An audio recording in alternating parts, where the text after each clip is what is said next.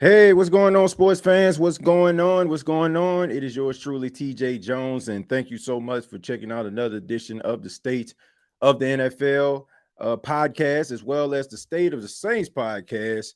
And I'm collaborating yet again because this is yet another watch along. The Kansas City Chiefs taking on the Los Angeles Chargers in Brazil. As of right now, the game is 7-0. The Chargers on their first possession just went right down the field on the Kansas City Chiefs. I mean, the Kansas City Chiefs defense looking a tad bit suspect right now, but nonetheless, still should be an interesting game as long as you got Patrick Mahomes as your quarterback. But I want to say thank you so much. Shouts out to everybody that's watching this across platforms. And we're also going to be getting into some NFL news. We're going to be talking about Chase Young being ruled out by the New Orleans Saints. He won't be playing in a week one matchup versus the Arizona Cardinals. And that is a very huge situation for the New Orleans Saints. Everybody was anticipating Chase Young being a threat and a factor for the New Orleans Saints defensively. Having a new defensive coordinator in Brandon Staley coming in with a 3-4 defense seemed like it would benefit Chase Young. But the Saints will not be without him. And the question is, how long will that be dealing with that calf injury? But I want to give a special shout out to everybody in the chat right now. Shouts out to Jerry. Shouts out to Addison. Shouts out to Veep. Shouts out to all those that are watching this live right now.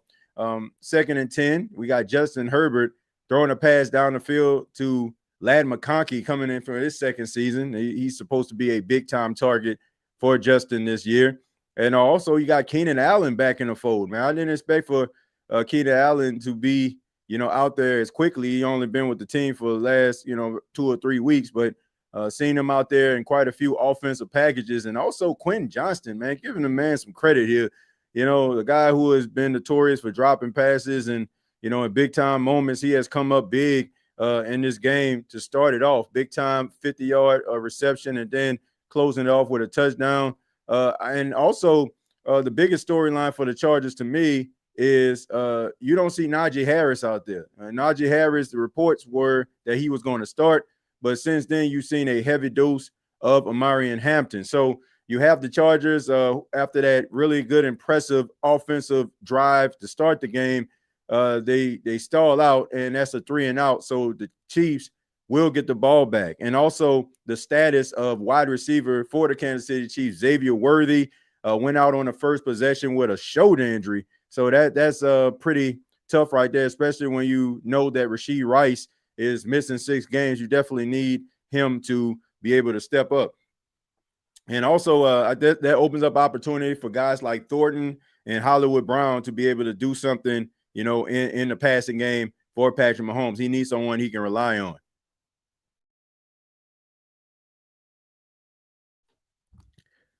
All right, so here we go. Let's see. They say, I think the Chargers are going to get the W. I mean, look, I think the Chargers are a really good team. They're well coached, no doubt about that. But, I mean, it's hard to bet against the Chiefs. But, I mean, Jim Harbaugh is a really good coach.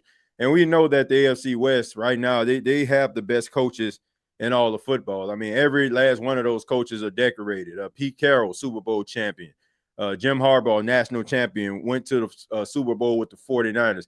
Andy Reid, multi-time Super Bowl champion. And, of course, Saints fans know him very well. Sean Payton winning the Super Bowl with the New Orleans Saints back in 2009.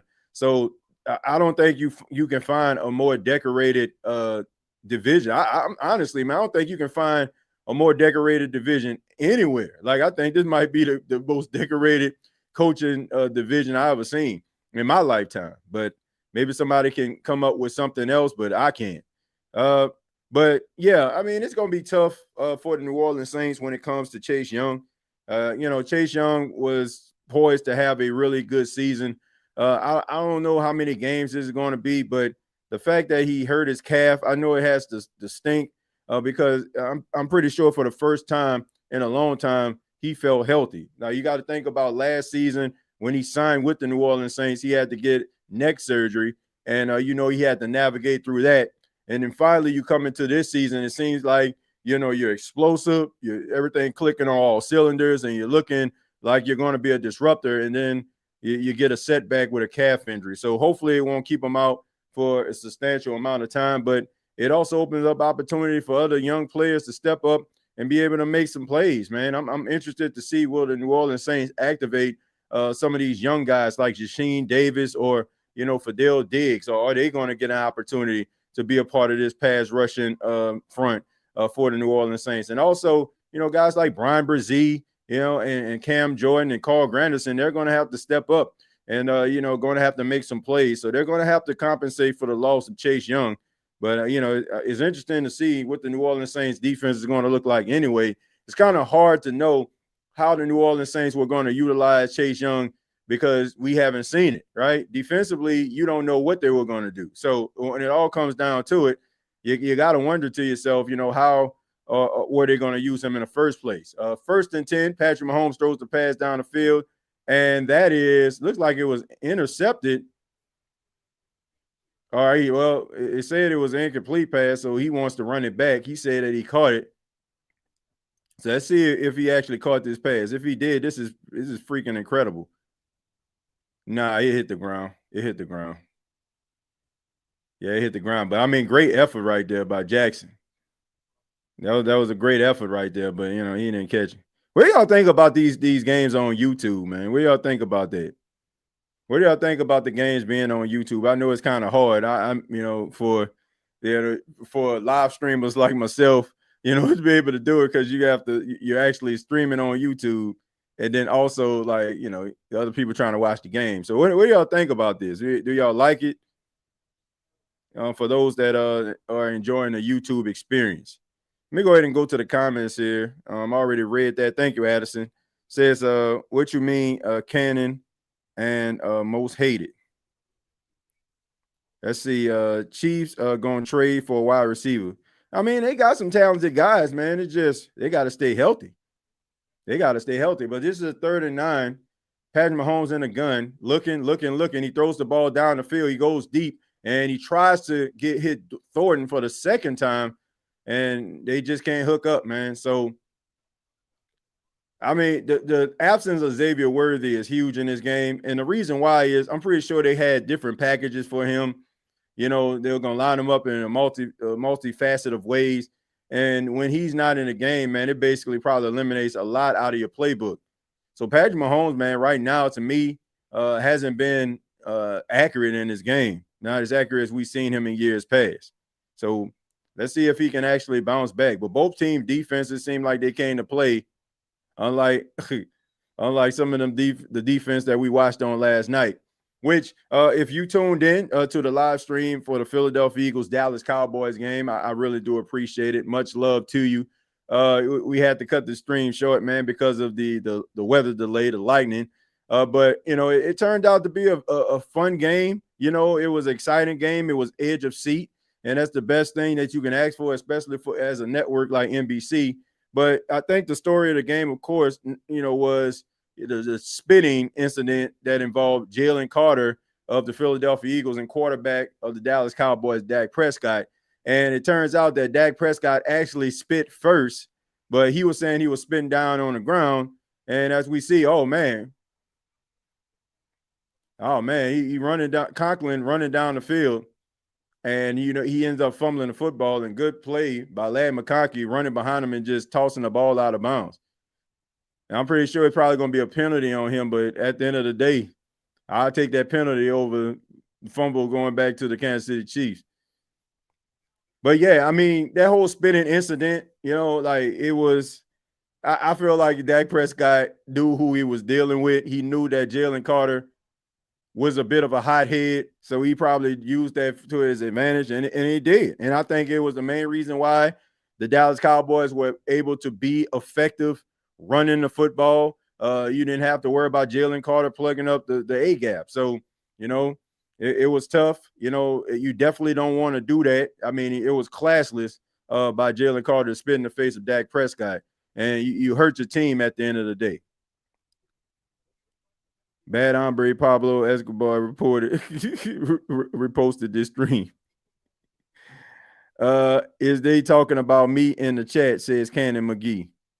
Says Patrick Mahomes definitely looks off tonight. Well, I mean, look, I was talking about this on the other night, Jules. I feel like, the lack of these preseason games and the way that these practices are structured in training camp, I think it affects the way that these teams start off. You're probably going to see a lot of teams that are going to start off the season with drop passes, inaccurate throws, miscommunication, bad tackling. That just comes with the territory because, all these new CBA rules, which I understand, you want to protect the players, but you also the game is going to pay the price for a few weeks until these guys get acclimated. And there we go, Marion Hampton, really good run right there.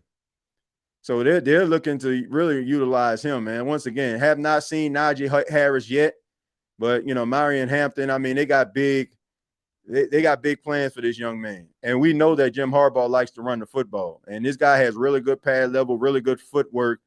And I just think that as long as he can stay healthy, I think he can be a workhorse back for the Chargers. I think they need that. They haven't had that since LT left. Had some talented guys, but not on that level. He can be that guy. He can catch the ball out of the backfield. He can run in between the tackles. He can pick up the blitz.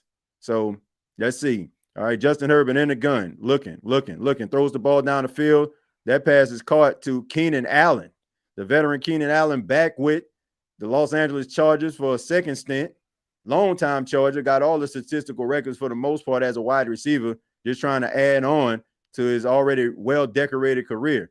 So Justin Herbert finds him in the flat, man, just down the field. Nice in route right there, catches it, sends his hands, gets down on the ground before having to absorb any type of punishment.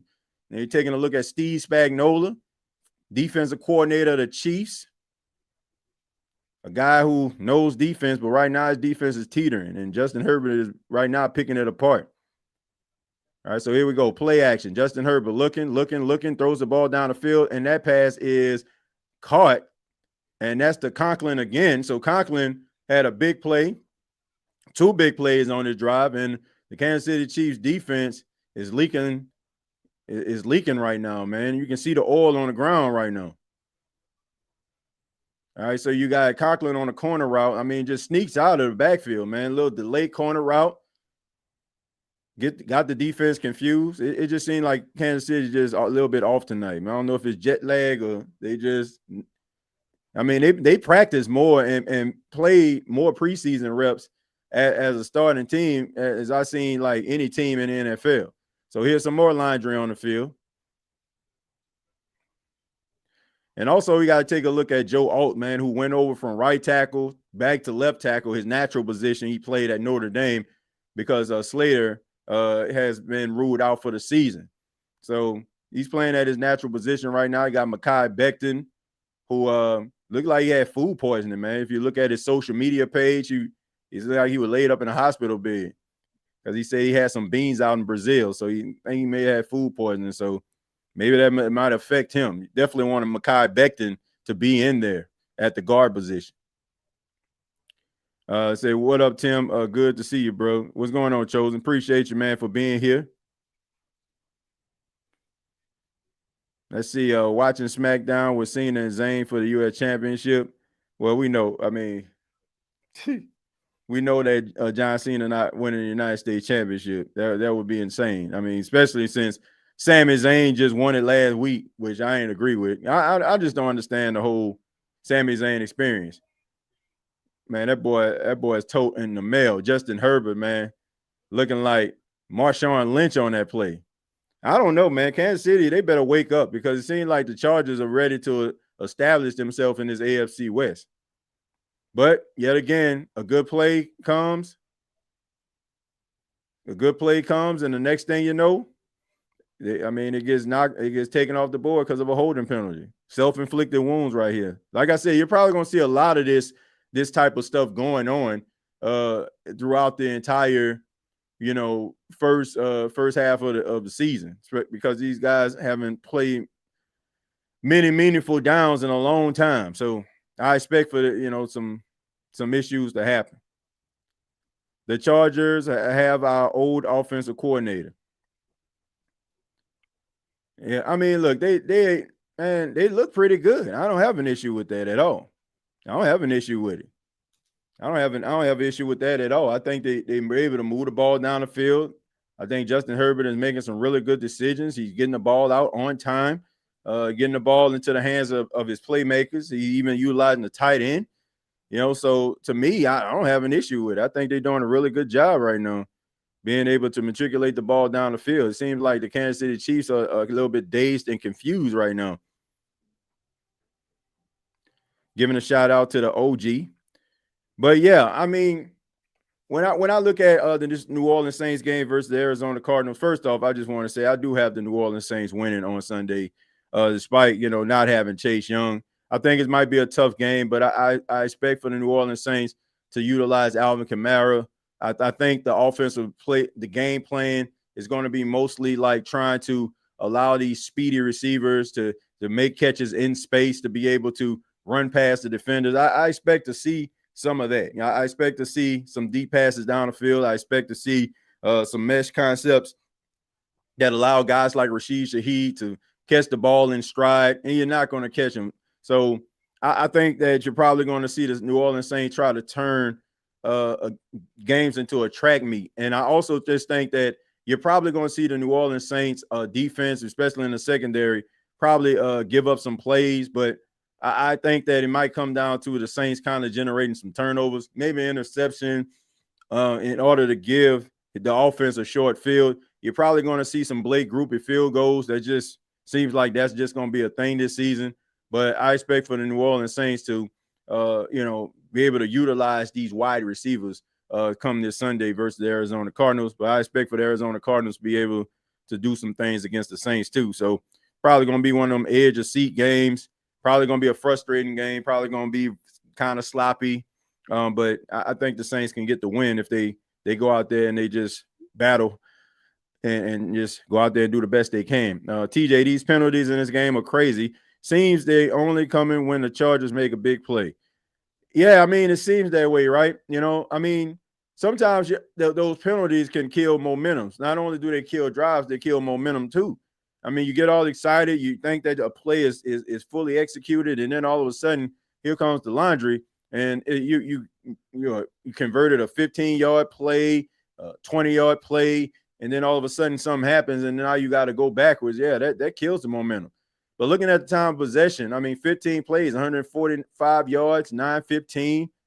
And then you got 12 plays, 33 yards, and 545 for the Chiefs. So 915 for the Chargers, 545 for the Chiefs. So, I mean, they're controlling the time of possession. They're converting.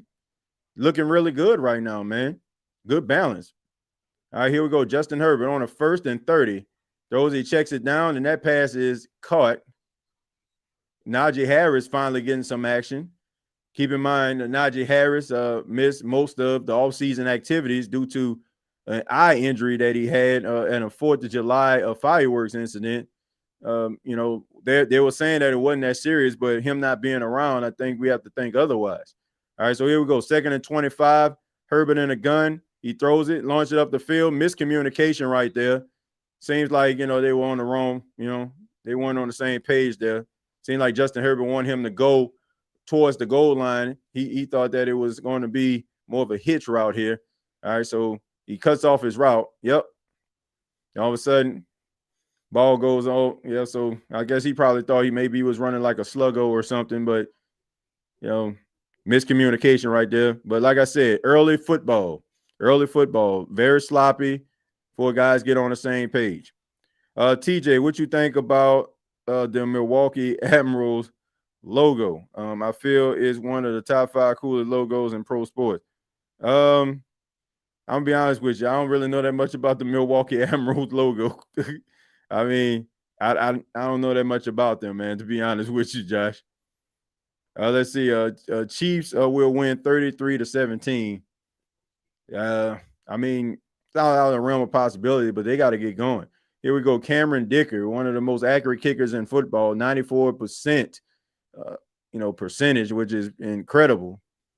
So we're gonna see if he can make this 39-yard field goal attempt here to put his team up by 10 points. Snap, placement, kick on the way up, and He kicks it high and it goes right through, but there is a flag on the play, which seems like it's been a theme over this entire drive. About 3 or 4 flags have been thrown. And that, all right, so that was offsides on the Kansas City Chiefs. He makes the field goal, no harm, no foul. So now Patrick Mahomes and his offense has got to get it going. Andy Reid, very concerned about his team right now, especially with the sluggish start that they have. So gonna see if they can actually wake up, maybe convert some first downs and get a drive going. Let's see, ATJ, what's the rule on fumbling and an offensive player knocking the ball out of bounds? That threw me off when McConaughey got. Yeah, because that's unsportsmanlike conduct penalty, man. That's unsportsmanlike conduct penalty. Like you can't, okay. So there was a play back in the day, Keno, they called the Holy Roller, right? It was a play by the Raiders, right? It was a play that they needed to win the football game, and they end up, who was that? I don't know if it was Jim Plunkett or I don't know if it was Jim Plunkett or not, but he ended up throwing a pass to the tight end Casper, and he ends up like dropping the ball, and they end up like rolling the ball up the field, all the way up the field, like maybe like 20 yards, and then the offense fell on it for a touchdown.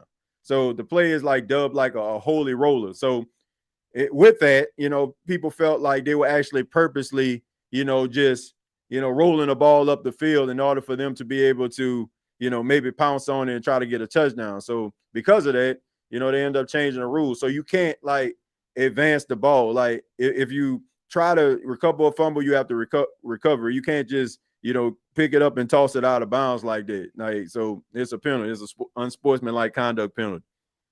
But yeah, it all stemmed from that holy roller play way back in the day. I don't know if that was Jim Plunkett or I can't remember who the Raiders quarterback was. It may have been Plunkett, but yeah, but that play right there, it's the reason why you can't do that. Yeah, called the holy roller. But yeah, you will get flagged for that. I mean, I think it's a smart play, and to be honest with you, I wouldn't be upset if I was a coach that a player did something like that.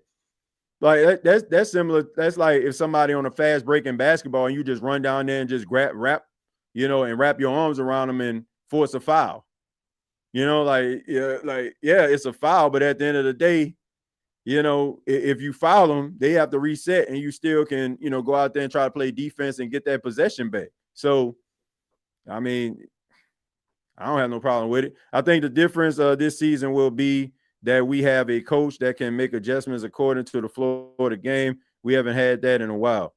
Well, he's going to have to make adjustments. Derek, Kellen Moore is going to have to make adjustments if the New Orleans Saints are going to find success, and they definitely got to stay ahead of the chain. So he probably got to put together one of his best coaching performances.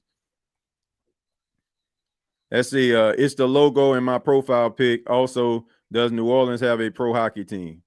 Nah, they don't have a pro hockey team. I know there was some talk about them possibly getting one, but I don't know how excited New Orleans fans would be for a hockey team. I don't think it would generate the type of excitement that they want. If we can get the ground and pound going with our running backs, I think they're going to set up big plays down the field. Yeah, I mean, if you can run the ball, I mean, it can set up the play action down the field because guys have to respect the run.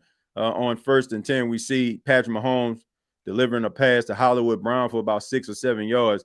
And the Kansas City Chiefs got to get going here. They definitely got to get going. All right, so, I mean, 2 of 7, 29% completion percentage, lower completion percentage in the first quarter since the Super Bowl against the Tampa Bay Buccaneers. And we all know, I mean, he was running for his life the entire time there. So let's see if they can get it together. I mean, you don't have Xavier Worthy, which I don't think you don't have. I think he separated his shoulder, broke his collarbone. Like the way that he was grimacing in pain. I think that you probably he's gone for the night. All right, here we go. Patrick Mahomes, 2nd and 4, tried to check it down. Miscommunication right there between him and Pacheco. So I don't know, man. Very sloppy performance so far by the Kansas City Chiefs. All right, you bring the pressure. It seemed like, they're not on the same page, the offensive linemen. You got You got Patrick Mahomes, like pressure all up in his face. So these exotic blitzes and getting pressure on Patrick Mahomes has been key for the Chargers. I mean, right now they don't have any response for what the Chargers are doing defensively. So 3rd and 4 for the Kansas City Chiefs, man. You gotta get something done here. Okay, so here we go. Quick pass. That pass is caught, and he gets tackled and short of the first down. So that's gonna bring up 4th down. And now it's decision time. I don't know if you want to maybe go for it the way that your offense has been looking. I mean, you can really put yourself in a hole right here. So it was a really good tackle by Jackson. I mean, he didn't even give him a chance. He didn't even give him a chance to try to extend the ball out or anything like that. So it's 4th and 1. It looked like the Chiefs are going to go ahead and go for it. So we got to see what's going to happen here. It's a little bit too long for a sneak play here. Let's see. No, here's the handoff to Pacheco. Kareem Hunt. So Kareem Hunt goes around to the right side and gets the first down. And, man, they needed that. They needed that badly. I didn't believe that they were actually going to try to sneak it anyway because even though it was 4th and 1, that was a long one. So good play by Kareem Hunt. I don't know, man. Since Isaiah Pacheco got injured last season, it just seemed like he just hasn't been the same running back. Let's see if he can actually get going. Because if not, you might want to go with Kareem Hunt. Because Kareem Hunt was running the ball much better last season down the stretch for the Chiefs. All right, so we got a 1st and 10 for the Kansas City Chiefs, Patrick Mahomes. All right, so here's the handoff to Pacheco. There we go, running down the field. And he gets a good little chunk of change right there, about 6 or 7 yards. He's a very fiery guy, man. He runs with a lot of violence, and I like the way that he runs the football, but he got to get going, man. Got to get going. Jet, what's going on, man? Appreciate you for being here. Hello, what's going on, man? Appreciate you for being here as well. Chiefs out here looking like cheeks. All right, so here it goes, a pass, and that pass is caught by Hollywood Brown. So very early in the game, you had Hollywood Brown miss that pass on a 3rd and 9, would have been a first down, move to chains. And, the last few passes that have been thrown to him, he has been right there for him. And he's going to have to step up, man. Like I said, Xavier Worthy not in the game. You got an aging Travis Kelce, who I don't feel like, is active. He probably be, around for red zone situations and stuff like that. But these guys are going to have to step up. They're going to have to step up. All right, so here we go. Noah Gray in motion. Patrick Mahomes going around the side, trying to scramble, goes around the side, and he runs out of bounds. So he gets about 3 or 4 yards on the play. So using those legs, Patrick Mahomes. So anything you can keep the drive alive. You want to stay ahead of the chain. So it's official. Xavier Worthy out with a shoulder injury. Like I said, I'm pretty sure he probably separated his shoulder, broke his collarbone, one or the other. Like the way he was grimacing in pain, like he was in some serious pain, man. I felt bad looking at a young king like that because you know that he was poised to have a big game, and he's a key part to their offense. Let's see, TJ. So if that's the case, why isn't a flag when players can't recover the ball? Based on what you said, it sounds like determining if someone is advancing it or just can't recover it is subjective. I don't know. I guess like why he was like what his intentions were. Like, are you trying to recover the football, or are you just trying to like toss it out of bounds?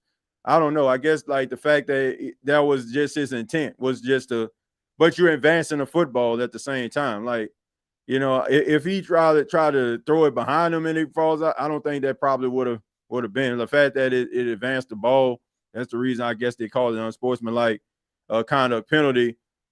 All right, that was a good play right there. I would say if he get that first down, that's pretty cool. But I don't think he is. But anyway, yeah, I just think that maybe because you advanced it and it just added more yards or something. I don't know. I mean, look, it's the NFL, but I know that if you advance the ball forward, it's like an unsportsmanlike kind of penalty. My friend has AJ Brown and Worthy starting on fantasy. Man, it's gonna be a rough start for him. Rough start.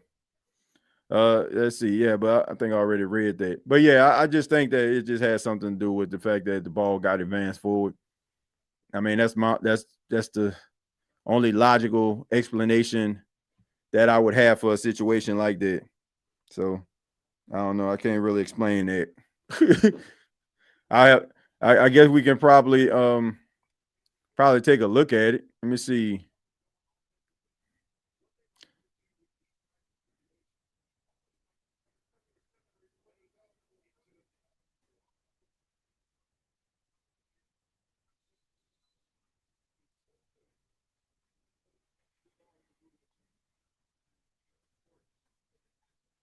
I'm actually looking this up right now. I'm trying to see something.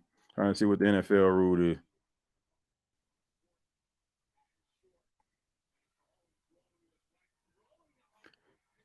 There you go. Let's see. The rule for advancing a fumble ball by the offense in American vary depends on the league. Let's see. General rule: in most situations, any player from either team can recover and advance a fumble regardless of whether it is an offensive or defensive player. I think we're already up to that. All right. No holy roller or fourth down. So, unlike the NFL, NCAA has a special restriction on advancing a fumble on a fourth down.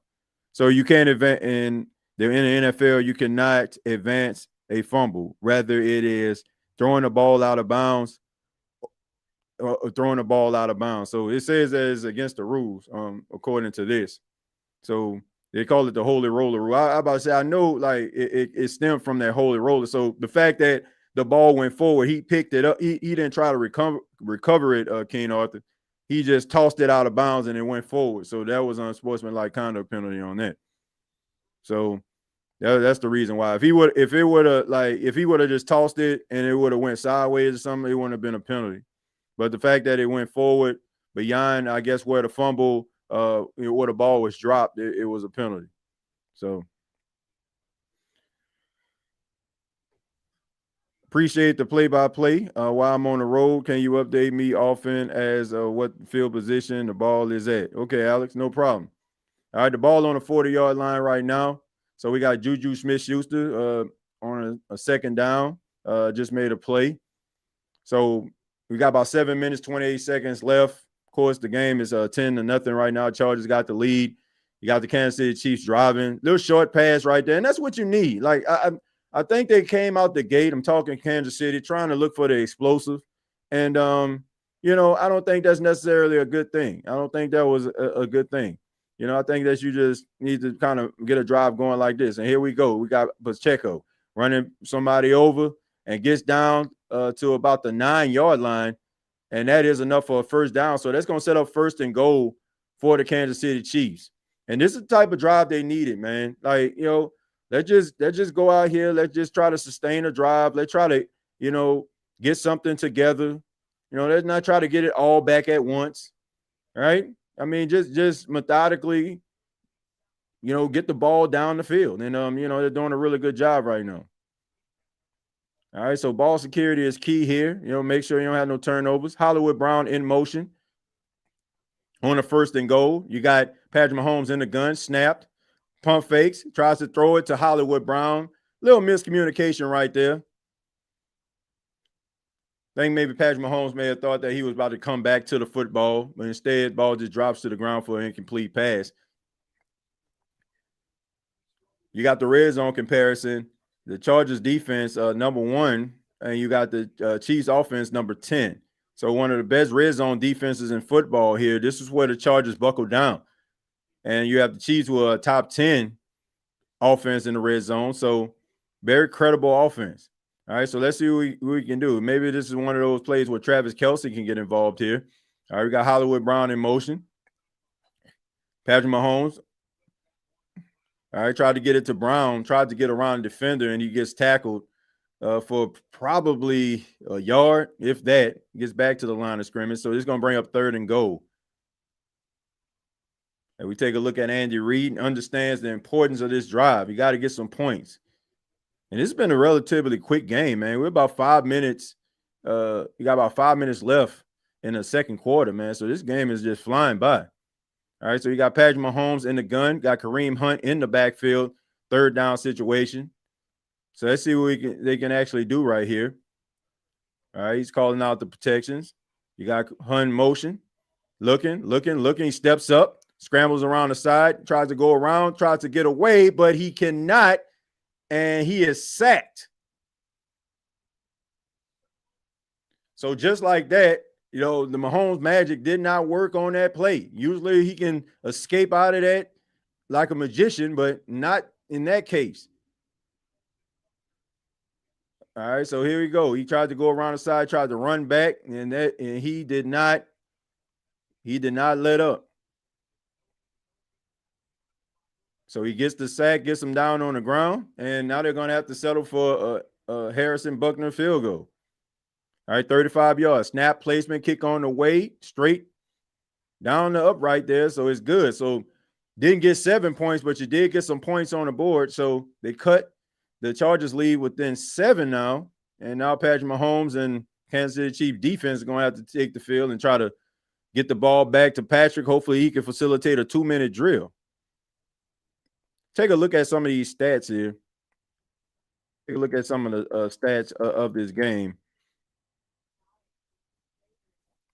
But I think the name of the game is just missed opportunities by the Chargers. Big plays only being erased by penalties. And Patrick Mahomes and the offense just couldn't sustain a drive until the one we just seen. But Patrick Mahomes is 10 of 17, 57 yards. He was sacked once, of course, what we just seen. Justin Herbert, 9 of 12, 132 yards, 1 touchdown. You got Isaiah Pacheco. He's 4 carries for 22 yards, averaging about 5 yards a carry. Patrick Mahomes, 2 carries for 15 yards, 7.5. And Kareem Hunt, 2 carries for 3 yards. 2 carries for 6 yards. He has a 3-yard average. And as a group, they're averaging about 4.8. Marion Hampton has 4 carries for 22 yards, 5.5-yard average. And Justin Herbert has a 1 carry for 6 yards, 5.6 average as a group.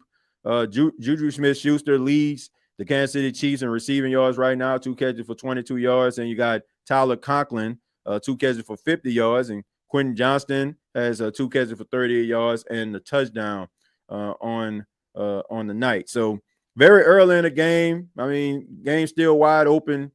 But, the Kansas City Chiefs defense is going to have to step up.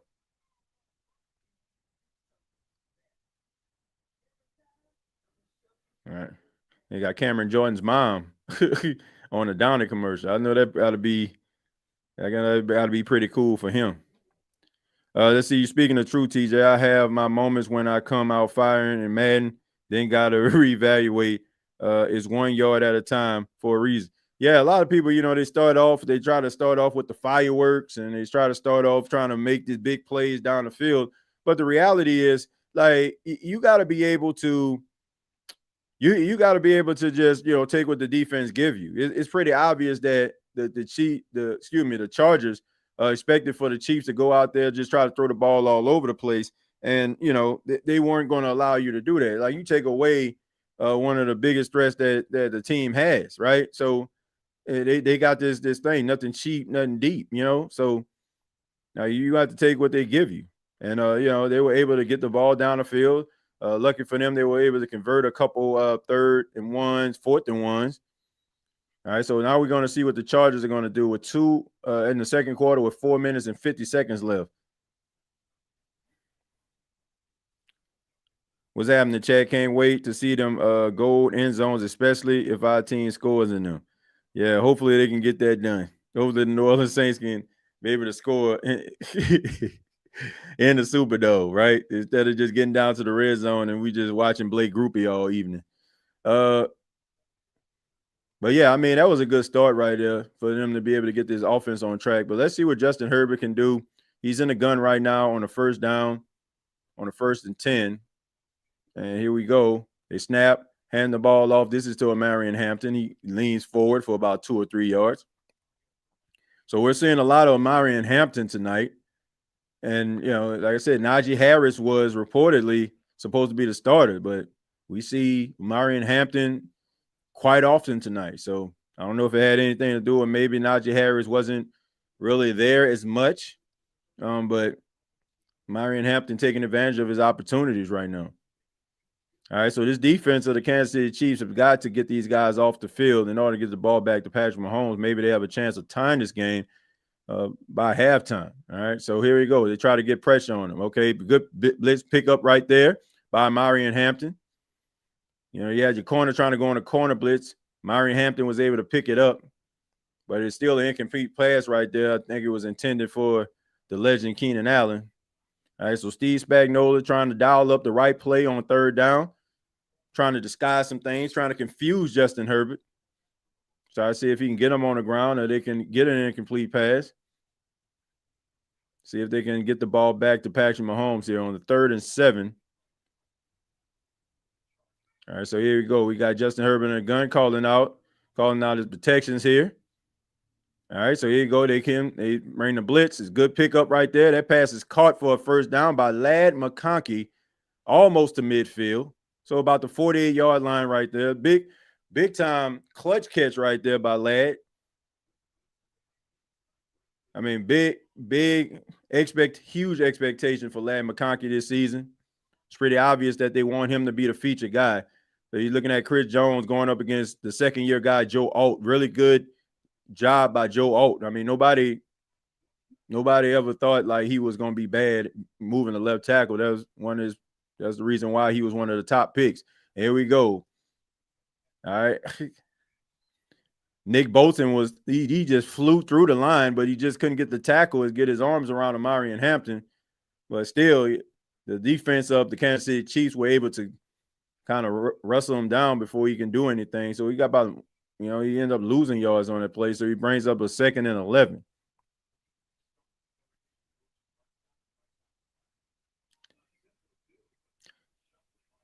All right, so here we go, 2nd and 11.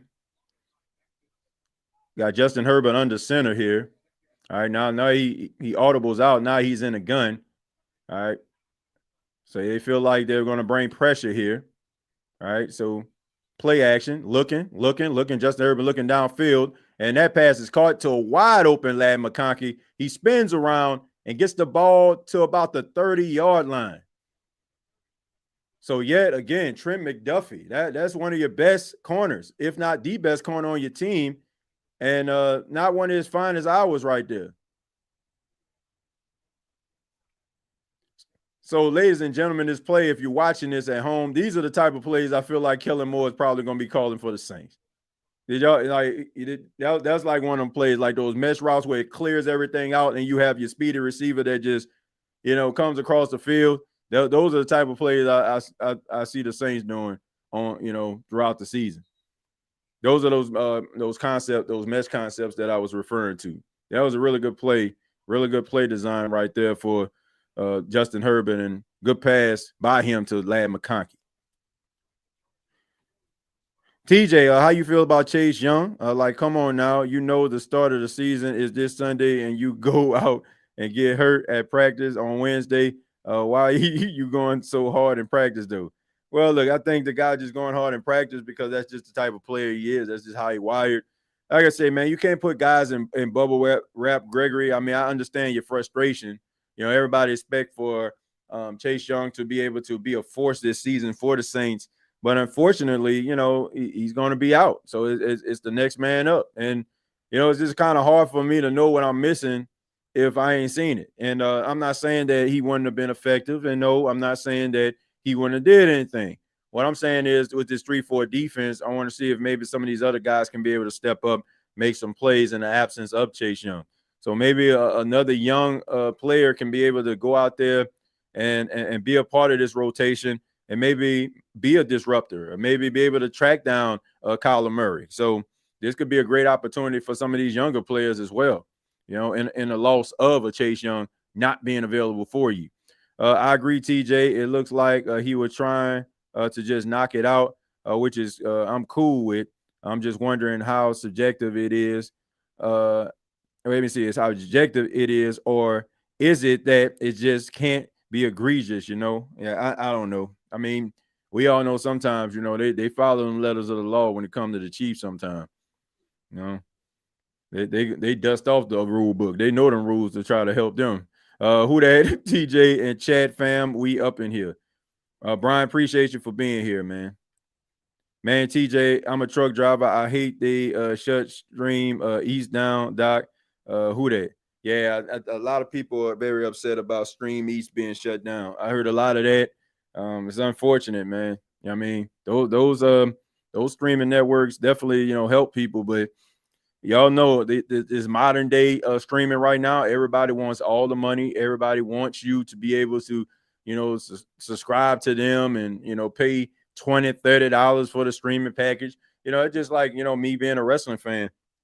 A lot of their premium live events gonna be on ESPN, which is gonna cause you to have to buy, ESPN app that costs about $30 a month in order for you to watch WrestleMania, watch, some of these events that they have instead of being on Peacock, where I'm probably charging about $13.99. So yeah, it's very frustrating, man. But these networks and these companies want your money, and they're gonna shut down those ones that are, that are beneficial to you. 1st and 10, you got Justin Herbert looking, throws the ball deep down the field, and tries to hit Ladd McConkey, but too long, incomplete, brings up 2nd and 10. Yeah, so I mean, like I said, good sluggo route right there. He tried to get it, tried to cut in, cuts out, gets behind him. I mean, really good play, but just a little bit out of his reach. If that was Quentin Johnston, yeah, it probably would have been incomplete too. But he probably would have got his hands on it. Let's see, what up, TJ? Do you think Kellen Moore's fast-paced practice reps during training camp will translate to real-time games with the roster? Yeah, I think it will. I think you're gonna see a lot of tempo. They're gonna try to speed this process up. All right. So Justin Herbert tries to get around and he gets as much as he can. He slides, but he gets about 2 or 3 yards on the play. So this is gonna bring up 3rd down for Justin Herbert and the Chargers. Flirting with the red zone right now. But yeah, I think it'll translate. TJ, if you can combine a decent run game with the mesh concept and play action, we can beat a lot of teams. Yeah, and that's what I expect for them to do. That's the reason I feel like they ain't trying to go out here and get all these big body receivers. I think they're gonna try to turn this offense into a track, like a track team. That's what I think. Like that play that Ladd McConkey ran when he ran that cross is like right a clean across the field.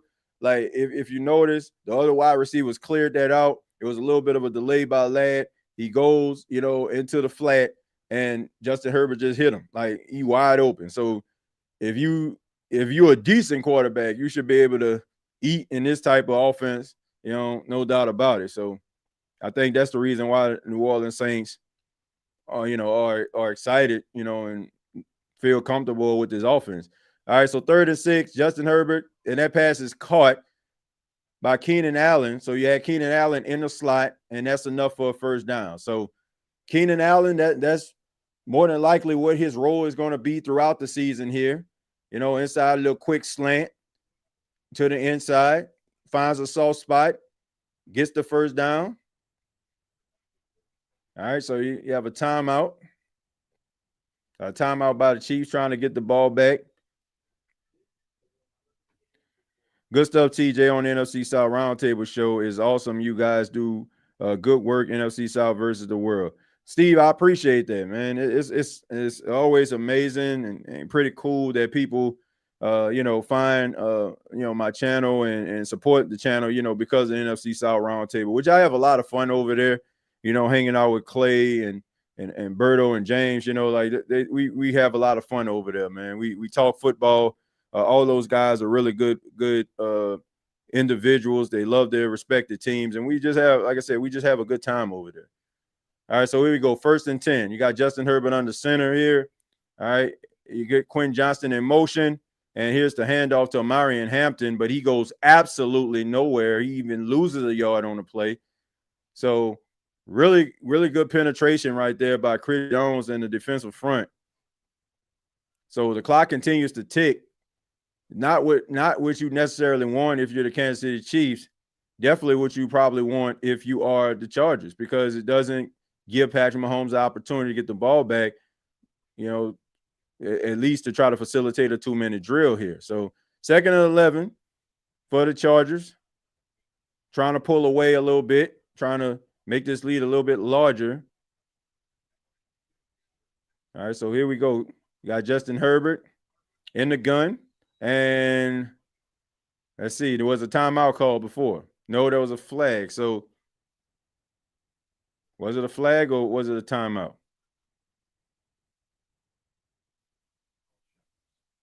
All right, the referees are going to talk about it for a second.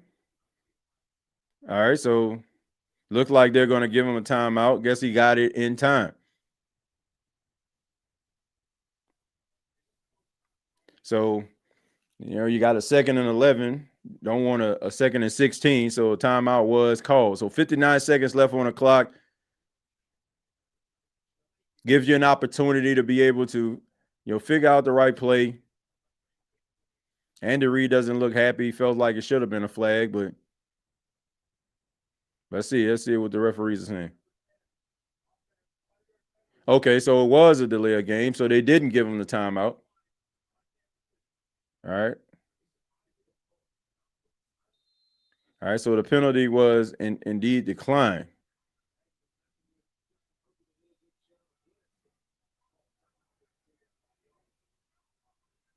All right, so here we go. Justin Herbert looking. Tried to scramble up in the pocket, tried to shovel past it, and very dangerous pass, almost picked off by Hicks there. So Justin Herbert trying to make something out of nothing there, but that was a very dangerous pass. Tried to get it to Ladd McConkey, which Ladd McConkey wasn't there. And yes. So now you flip the ball forward, and now you stop the clock. So I'm assuming, like, on this 3rd down play, you're probably just going to run the football. All right, you don't have any, they don't have any timeouts. So your best bet is for you to be able to run this ball, maybe get it down. Yep, get it down to maybe about 14 seconds on the clock. And, man, that was not very smart right there. Omarion Hampton steps out of bounds. So instead of you draining the clock, what a rookie move right there by a rookie. All you have to stay in bounds. You have to stay in bounds. So you run out of bounds, you stop the clock, and now this gives Patrick Mahomes. Now you give Patrick Mahomes an opportunity to get the ball back. Yeah, I mean, you gotta be smarter than that, Omarion Hampton.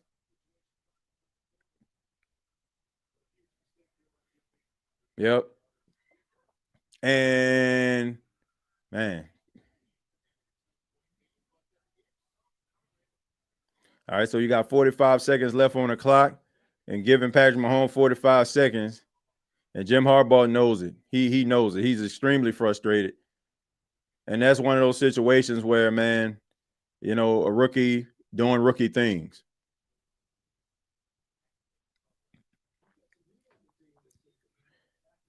Let's see. Knowing the Saints' luck, we're going to get called for a pick play. On that play, TJ, it took about 3.5 seconds for it to develop. Our line will have to give Rattler the time to hit, 15-yard routes like that. Got to have a check down crosser with Cooks. I mean, yeah, they're going to have that. But if you look at that play, they did.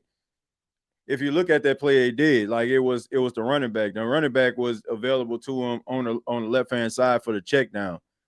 And like I said, you had your wide receivers. So that was a 11 personnel right there. So you had your 3 wide receivers that end up, like, two of your 3 wide receivers end up going out, creating a distraction as well with the tight end in the middle of the field in order for it to create space. And then you have your wide receiver that kind of runs a little delayed route, and it basically just kind of frees him up, especially in that type of coverage that the Kansas City Chiefs were running. So very, very soft coverage they were running. So when you're running that zone coverage that Kansas City is running, there's always that soft spot in the middle of the field.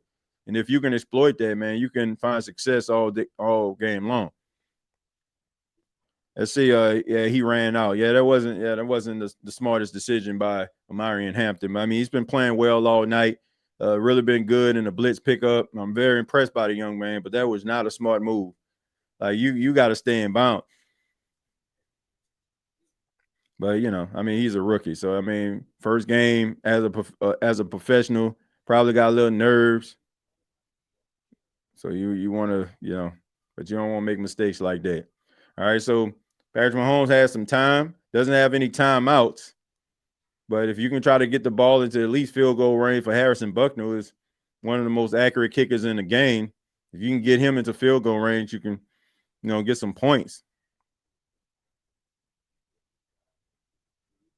All right, but this is the state of NFL and, across the different platforms, also the State of the Saints podcast. We're basically doing a watch along for the Kansas City Chiefs versus Los Angeles Chargers week 1 game. We're just taking your questions. It can involve any NFL team. It can involve the New Orleans Saints. Of course, we talked about Chase Young's injury. The Saints will be without the defensive end, him dealing with a calf injury.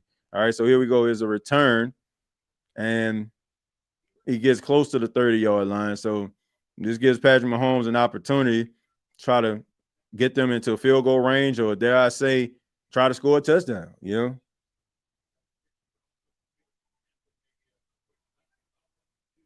All right, so yeah, you got Marshawn Lynch over there talking to him, trying to get it, trying to give him some advice. All right, so here we go. Patrick Mahomes in the gun, looking, throws it, tries to sling it down the field, and that pass is caught by Thornton. They're going to have to hustle up finally after 3 attempts to try to get the ball down the field. Patrick Mahomes and Thornton finally get on the same page. All right, you got to clock that and spike it. So you spike it with about 21 seconds left, and that is the frustrating thing about this. I'm pretty sure for Jim Harbaugh, you don't want to give Patrick Mahomes any time to be able to get points. And now, at best, they can probably get at least 3 points off this. All right, so get that deep quarter route going. Thornton just right there in his hands. Like they tried to do this at least 3 times tonight.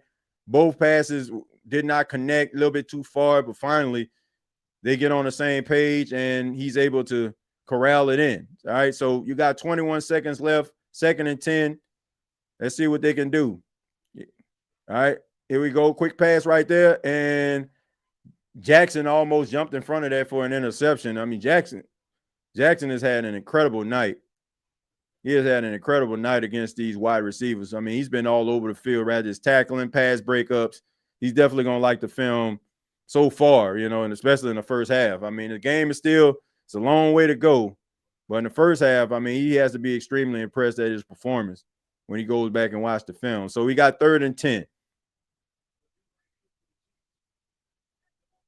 All right, so at best, I mean, you can try to find a way to get a field goal out this deal. All right, 3rd and 10. All right, and we got a flag, so it looks like a false start penalty. Yep, so that's definitely not what you want right there, going backwards. So, and Jawan Taylor, a guy who has been, in the news quite often, for his offensive line play, for his questionable set, being able to brace himself for and being off the line of scrimmage, and nobody saying absolutely nothing about it. But let's see, 3rd and 15. So.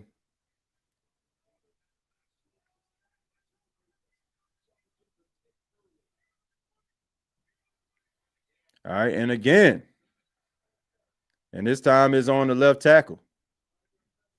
So right now, the Kansas City Chiefs are moving backwards. So 10 yards.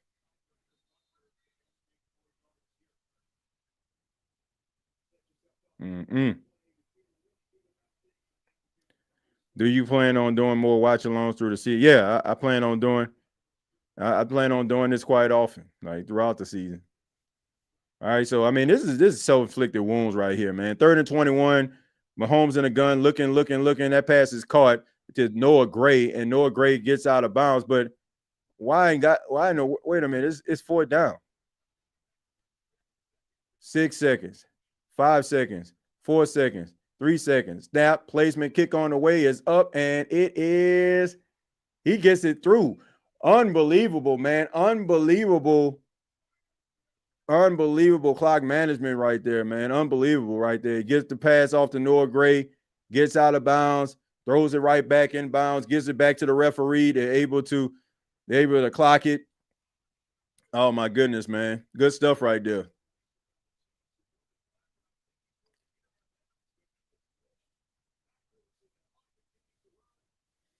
That was good. That was good clock management right there. Good clock management.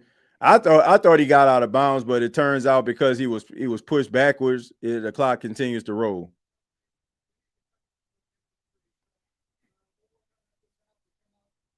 So I mean, the story of the first half so far has been that Amarian Hampton going out of bounds.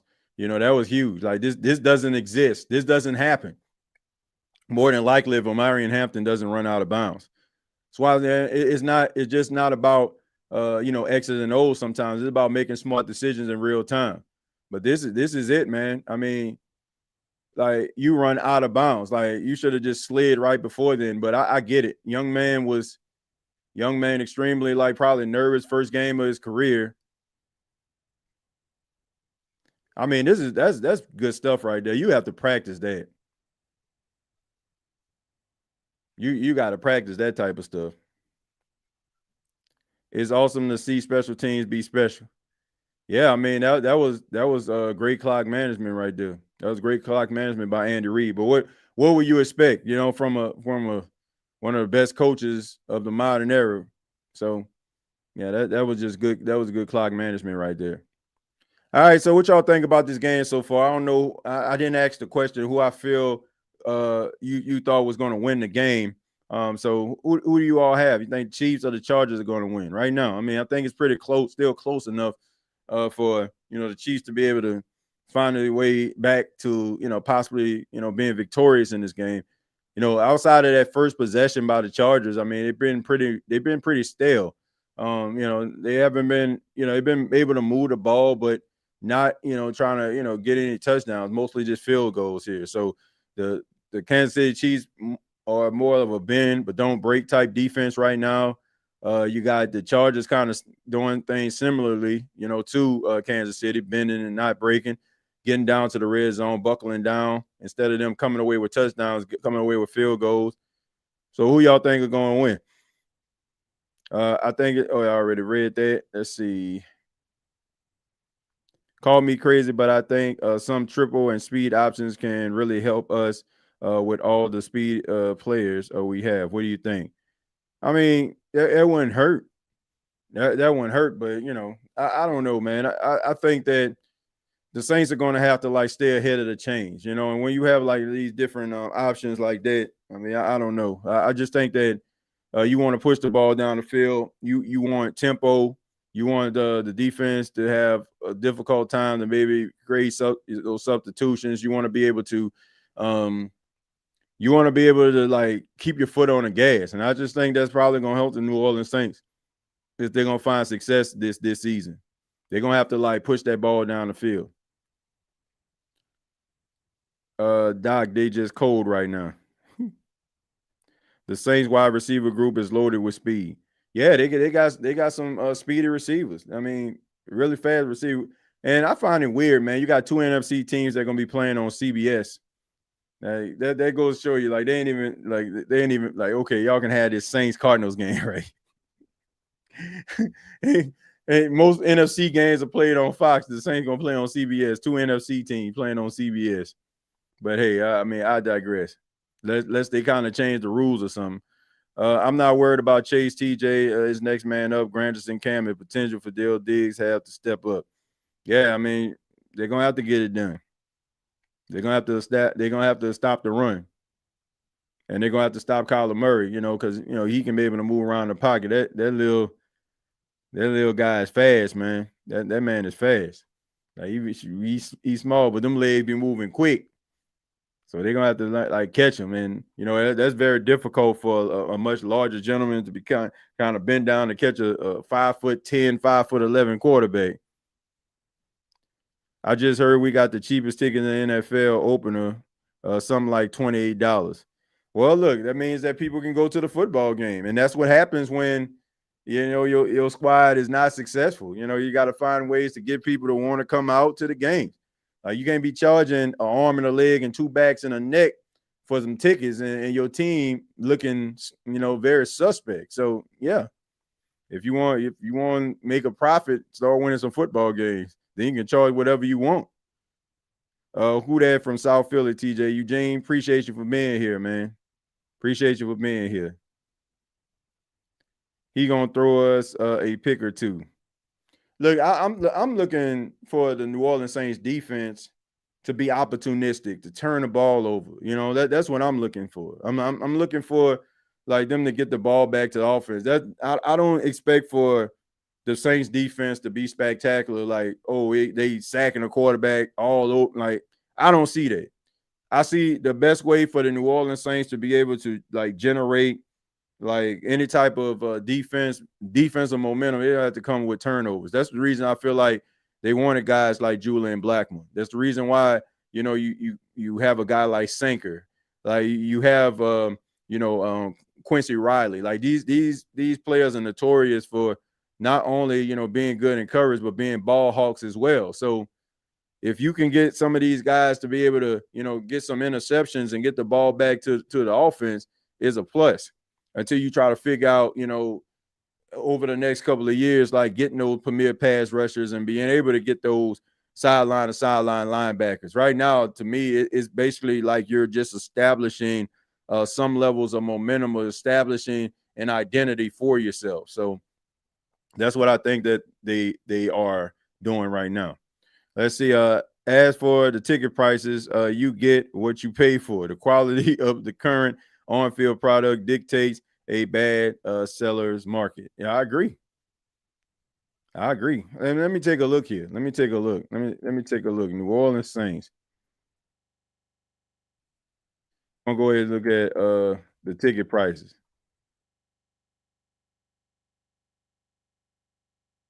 All right, so let's go to Ticketmaster here.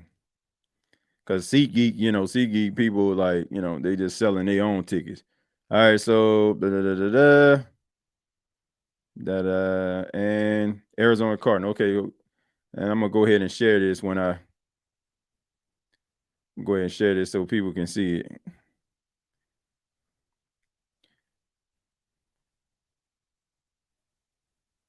All right, so you got a halftime show?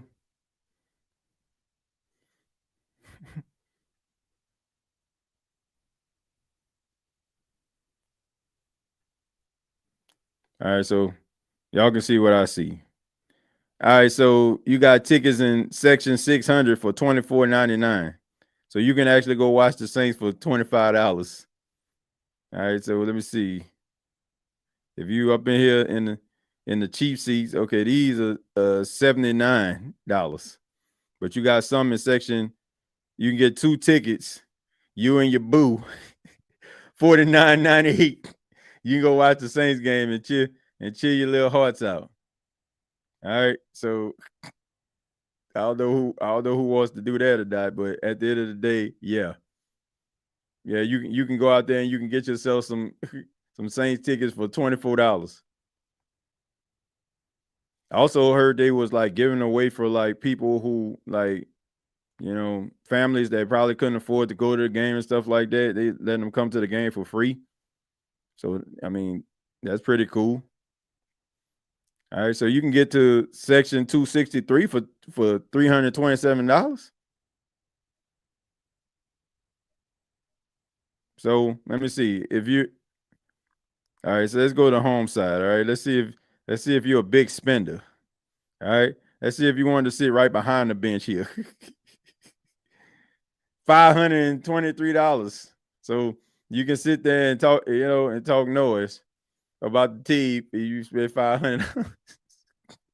You spend $500. Like, you can go out there and talk some noise to them. Speaking of which, man, speaking of talking, did y'all see Derek Carr? He was a part of the pregame show. Him and Brandon Marshall and Tyrann Mathieu. I'm like, man, so I was like, man, you got 2 retired New Orleans Saints and one guy, 3 guys who played for the New Orleans Saints. You count Brandon Marshall. I mean, he ain't play on the field. He was a part of the practice squad, but you had 3 guys who played for the Saints, talking AFC West, which all of them played in the AFC West. But yeah, I seen Derek Carr up there talking football. And it was actually about Steve Spagnuolo talking about, yeah, you had to go up against Steve. Yeah, Steve used to put work on that boy. Let's see. TJ spies on the end of the bench next to the Gatorade cooler, going 55 a pop. Well, if they don't win no football games and if they start looking like how some people may think they are, they probably gonna be charged with that. Shoot, for $100, you might be able to play left tackle. Shoot, might be able to play left guard or something. Well, you don't need to play left tackle. I think the Saints good with that. Left guard or something like that. Probably for $100, you can play left guard. Hey, y'all in here picking the Chiefs. Where in this game do you see them getting any real momentum? Chargers are smothering them badly. I don't look, but this is a divisional matchup, so both of these teams know each other. Like, so to say that, you know, that there's not a chance that they won't be able to come back, and yeah, they are smothering them, but we know that Andy Reid is one of the best when it comes to halftime adjustments. And you know, it's not out of realm of possibility. We've seen this type of movie before. So to think that there's no chance for the Kansas City Chiefs to win this football game is you know, I don't think that you want to go that route. I mean, the Chargers do look good, you know, as far as them being able to get the ball down the field, but they're not coming away with touchdowns, they're coming away with field goals. TJ, I think that 3-4 can help with that Murray in the running in the pocket and potentially keep Kyler up, forcing decisions, creating turnovers. Yeah, well, we got to see, man. We got to see. I got to see the Saints stop the run. All right. You know, I got to see it. I got to see how this 3-4 going to look. I got to see if they got them dogs that going to be able to stop the run. Because I seen Trey Lance in a little sneak peek, and he was able to run all up through this thing. So I need to see it. Fair response, brother. Yeah, I mean, look, I like the Chargers. I like Justin Herbert. I hope that he's able to break through and, you know, live up to that potential that he has, you know. And I think that Jim Harbaugh is the right coach to get him, you know, where he needs to be. Because, you know, he likes to run the football. I'm talking Jim Harbaugh. And, you know, he likes to set up the play action, which I feel like is very beneficial to Justin Herbert, pushing that ball down the field. And defensively, man, they got a lot of young studs out there. I mean, these guys are flying around the field. You don't really know too many guys on this defense like that. Like, if you don't just follow football, you don't really know too many of their defensive players. But they're extremely active. They're extremely busy, and they fly around the field. And, you know, if you have a defense like that, you can win a lot of football games. If you keep putting Mahomes on his back, get him frustrated. They haven't really been putting him on his back, to be honest with you. It has been great coverage in the secondary. Like, the secondary of the Chargers has been, like, remarkable. Like, it hasn't been the fact that their front four has been able to get home. It's the fact that, you know, the secondary has been able to hold up against their wide receivers. So that's very troubling, if you ask me. You know, the fact that they are able to be able to you know, lock down your secondary like that. I mean, excuse me, lock down your receivers. The secondary is able to do that. So Patrick Mahomes really doesn't have anywhere to go. And Travis Kelce has been a non-factor. He only had like one catch the entire game. TJ, I hate when my Saints, LSU Tigers, and SU Jags control both lines and outproduce an opponent, but are only up a few at the half. I always get a sinking feeling when a team hangs around like that. Yeah, I mean, you can't let a team hang around, especially like when you're dominating statistically, like you're alluding to, Eugene. You gotta put the foot on the gas and get it done. I think a lot of teams like end up shooting themselves in the foot by not capitalizing on momentum and not capitalizing on drives, especially like when a defense may give you the ball back, or maybe like you're pushing the ball, defense is putting together a star-studded performance, and you can't do anything about it. So, you know, it's called complementary football. Like, I know it becomes like so much of a, you know, if we say it so much, it becomes a little bit of a cliche, but it's reality. Like, you got to be able to play complementary football. If the defense is getting you the ball back off a turnover. Like, you got to cash it in. Can't just keep cashing it in with field goals. And I get it. Those other guys on the other side of football get paid a lot of money to stop you as well. But you got to be able to take advantage of short fields and not just come away with field goals, because that's what keep teams around. And it also helps them build momentum because they're like, man, they can't score. 3-4 is definitely harder on running quarterbacks. Linebackers are everywhere. Yeah, I mean, you got speed at the linebacker position, be able to fly around. And, the running quarterbacks can't be as disruptive. But, I think that, when it comes to the New Orleans Saints, I want to see what this 3-4 defense is going to look like. So let's see what they can actually do. Hopefully they can probably, finally be able to neutralize a mobile quarterback, because they have not been able to do that under Dennis Allen defense. Although they've had some of the best defenses under Dennis Allen, not last year, but over the years they had a really good defense. But when they go up against a mobile quarterback, probably because they play so much man coverage, and the fact that when you play so much man coverage, you got your corners, you got your safeties like going backwards, and if you don't have a spy on that mobile quarterback, man, he's gonna eat you alive. And if you don't have that, if that spy ain't getting home and getting to that quarterback, I mean, he's gonna make you pay. We watched that last night versus the Philadelphia Eagles and the Cowboys game. Like, the Cowboys didn't have an answer for Jalen Hurts. Jalen Hurts was just able to run out the pocket, scramble for 10, 12, 15 yards.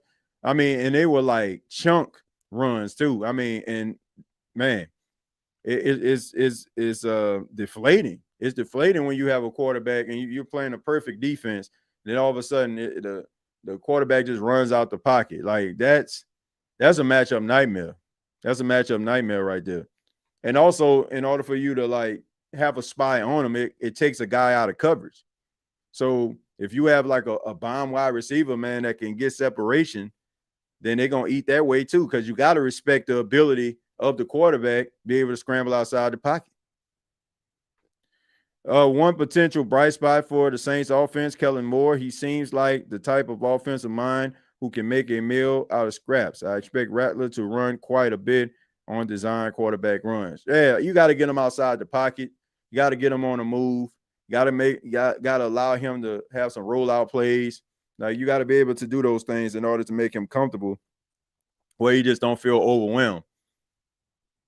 I think you just got to utilize his strengths. And I think that's what Kellen Moore plans on doing, utilizing the strengths of the players that he already has. So there's that.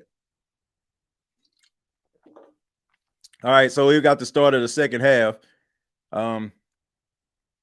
We know the Chiefs get the ball back to the start of the second half. So let's see if they can actually do something.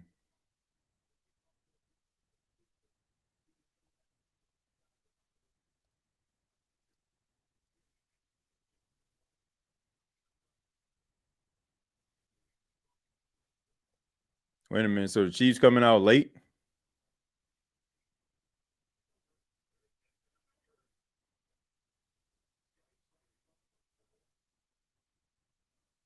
All right, so I don't know. Chargers came out. Chiefs came out.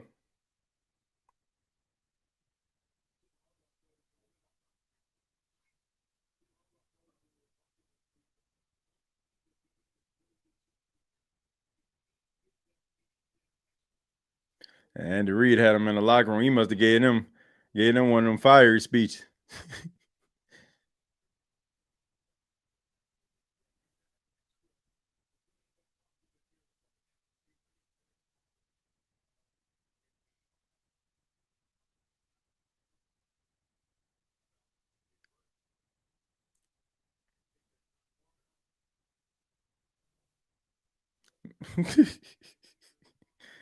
As an Andy, I don't understand that, man. I mean, I assume they were supposed to be out the locker room.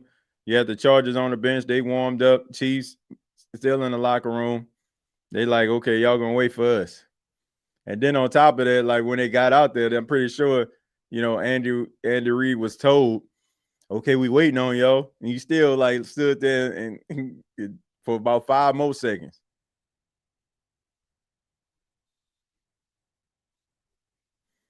Yeah, so okay, so my mistake. I said that the Chiefs were gonna get the ball back. Actually, the Chargers are getting the ball back. I forgot the Kansas City Chiefs had the 3-and-out. It was just happened so quickly. I forgot. All right, so here we go. We got the return, and it goes nowhere. It's about the 28-yard line right there. So,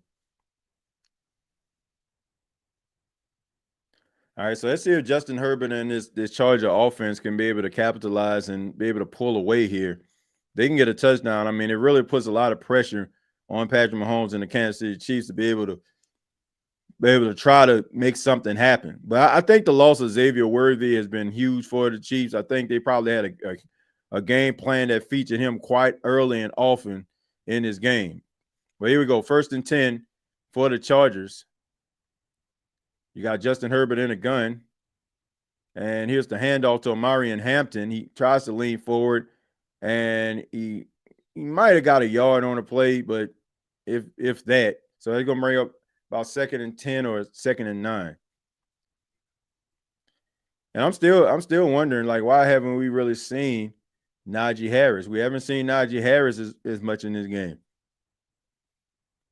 So I don't know if this might be one of those situations where you maybe utilize him late in the game, try to wear him down, or maybe he just wasn't around as much, so they're not utilizing him as often. 2nd and 9. All right, so they bring the blitz, and they don't get home, but it still is disruptive enough in order for Justin Herbert to not be able to connect with Ladd McConkey. This is 3rd and 9. So if the Kansas City Chiefs can get the Chargers off the field quickly, then this can be a win for them, man. And you can find a way to maybe get into the end zone and try to tie this game up. All right, so this defense is going to have to step up. And then on top of that, you also have rain out there as well. So rain can be a factor in this game. All right, 3rd and 9. Justin Herbert in the gun. Ladd McConkey goes out, throws, and he tries to get it to Johnston, and is incomplete, but you do have a flag on the play here. Wonder what the flag is about. Let's see who the flag is on. So holding on offense, and that is penalty is declined. So that's going to bring up 4th down. So really good coverage right there by Trey McDuffie. He tries to go to Quentin Johnston on a 50-50 ball there. You know, him being 6'5", but McDuffie with the really good coverage. So that's a 3-and-out for the Chargers. And now the Kansas City Chiefs get the ball back.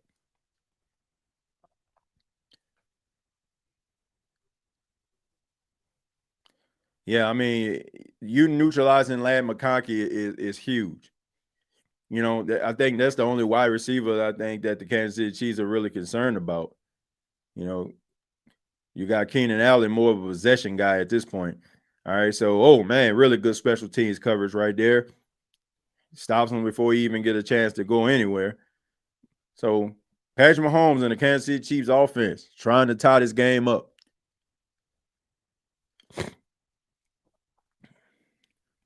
Momentum is changing.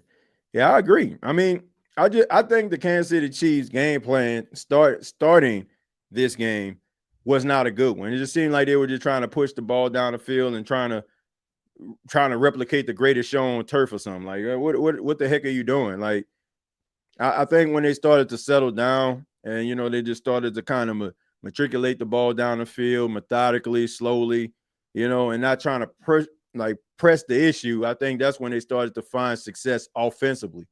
Like sometimes, man, you just got to take what the defense gives you. I think they tried to come out there, oh, man, look at my new shiny new toy, Tyquan Thornton. Like, come on, man. Like, I like Thornton. I think he's a speedy guy. Of course, he ran a 4.2 at the combine coming out of Baylor. But at the end of the day, like, you don't have to keep on throwing the ball down the field. Like, that don't help you stay ahead of the chains. Like, you want to be able to be like 2nd and 5, 3rd and 2, If you throwing on 1st and 2nd down and now it's 3rd and 10, now you got to get 10 yards on the 3rd down. Like, you're not staying ahead of the chains. If the Chiefs win, everybody going to circle back to that moment when that rookie stepped out.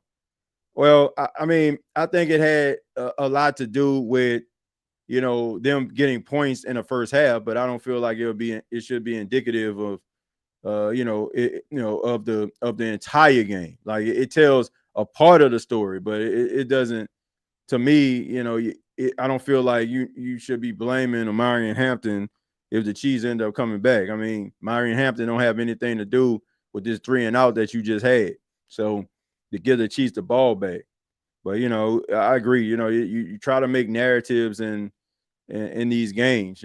What went wrong, what happened, how did the bottom fall out? But I mean, for those 3 points, yes. For the entirety of this game, I mean, you got two quarters left, so it shouldn't play a huge role in, if the Chiefs end up winning the football game. But I agree, they're gonna probably make it away like it is. I mean, that's a nice stadium, though, man. I mean, that grass that they have, which it just seems to me like the NFL needs to follow suit. I feel like they need to follow suit, and every NFL team have grass, but all right, so here we go. Play action. Goes around the side. You got Patrick Mahomes. He's going to scramble. And he goes around there. He takes a big hit. And he takes a big hit. So, but he's still able to get a first down. And I bet they be looking forward to them runs, man. Like when a quarterback becomes like a runner, and that quarterback like good like Mahomes, like you ready to hit him.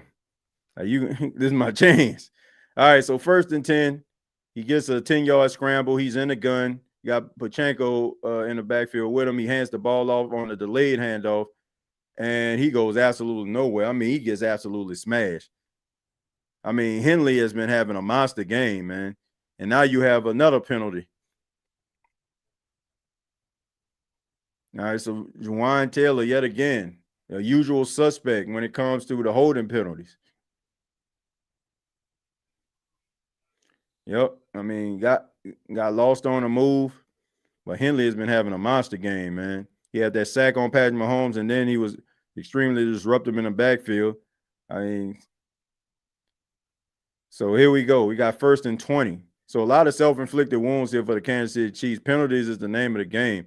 All right, we got a rollout. We got Patrick Mahomes rolling to the left. Tries to throw it, sidearms it to Juju Smith-Schuster, and gets the majority of the yards back plus more. So he gets about 15 yards on that play right there. So that's 2nd down. So really good play design. So you had Patrick Mahomes running, and he just sidearm it. And he basically get the linebacker's eyes looking in a different direction, and he's able to just kind of ease that ball into Juju Smith-Schuster right there.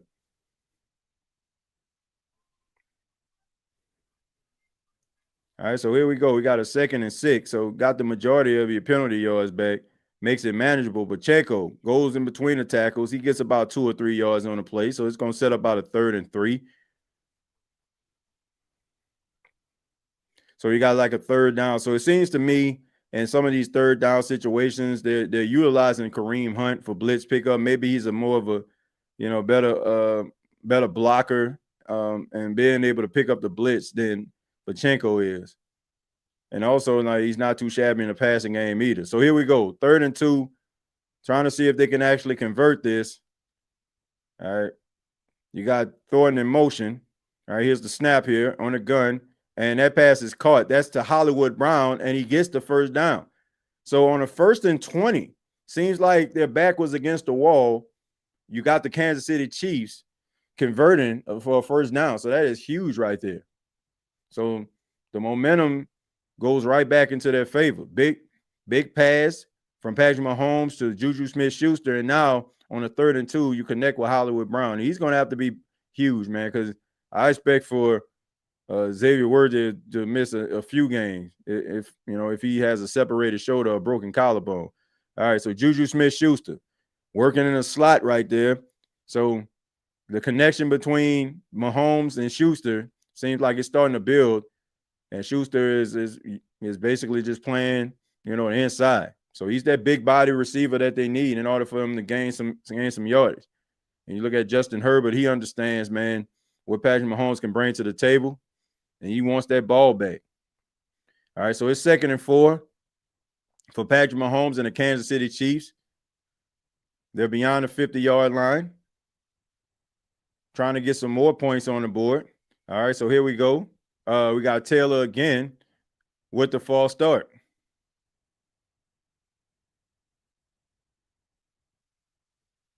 I mean, what a rough night for Juwan Taylor, man. I mean, what a rough night. I mean, you seen that coming a mile away. I mean, those defensive players are really in his head, man. He has got, yeah. I mean, that's maybe his third penalty tonight. All right, so here we go on the 2nd and 9. All right, Mahomes in the gun, looking. Ball's batted, and that pass is incomplete. I don't know exactly who we throwing to on that one, but really good play by the defensive front of the Los Angeles Chargers there. I mean, I don't. I wish I could tell you who he was throwing that ball to. I mean, I don't know. I don't know who he was throwing that to. I don't know if he was trying to throw it to the ground because maybe something wasn't there. And Travis Kelce is in his ear, man, which he should be because these penalties are absolutely ridiculous. All right, he steps up in the pocket. Mahomes moving, scrambles, gets the first down, a whole lot more, and he's able to get out of bounds and runs over Dante Jackson, lowers the shoulder. Okay, Mahomes, I see you, man.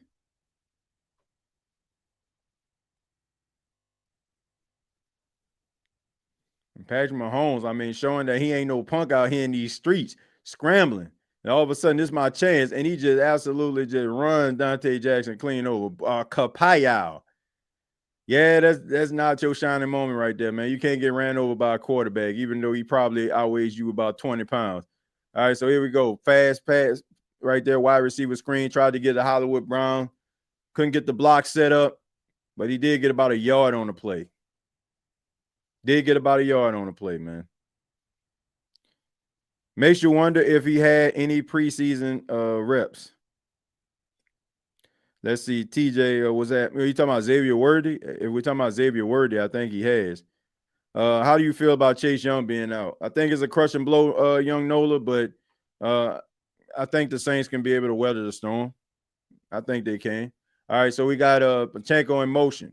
This pass, he throws to Hollywood Brown. He jumps back. I don't agree with that. I never agree with guys jumping back to try to gain momentum, try to run forward. Like, just you get the ball, man, go up the field. You jump back, you probably have a first down, you jump back and you lose it.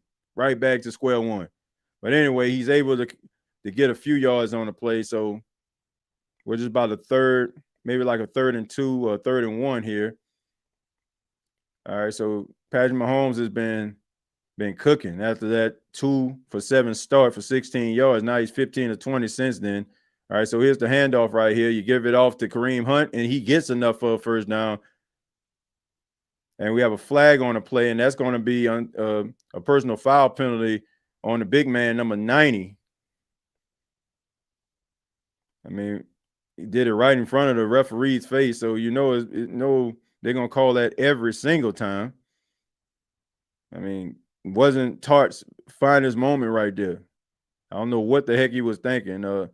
Tair Tart was, I don't know. I don't know what the heck Tair Tart was thinking. All right, we get it. We push it off.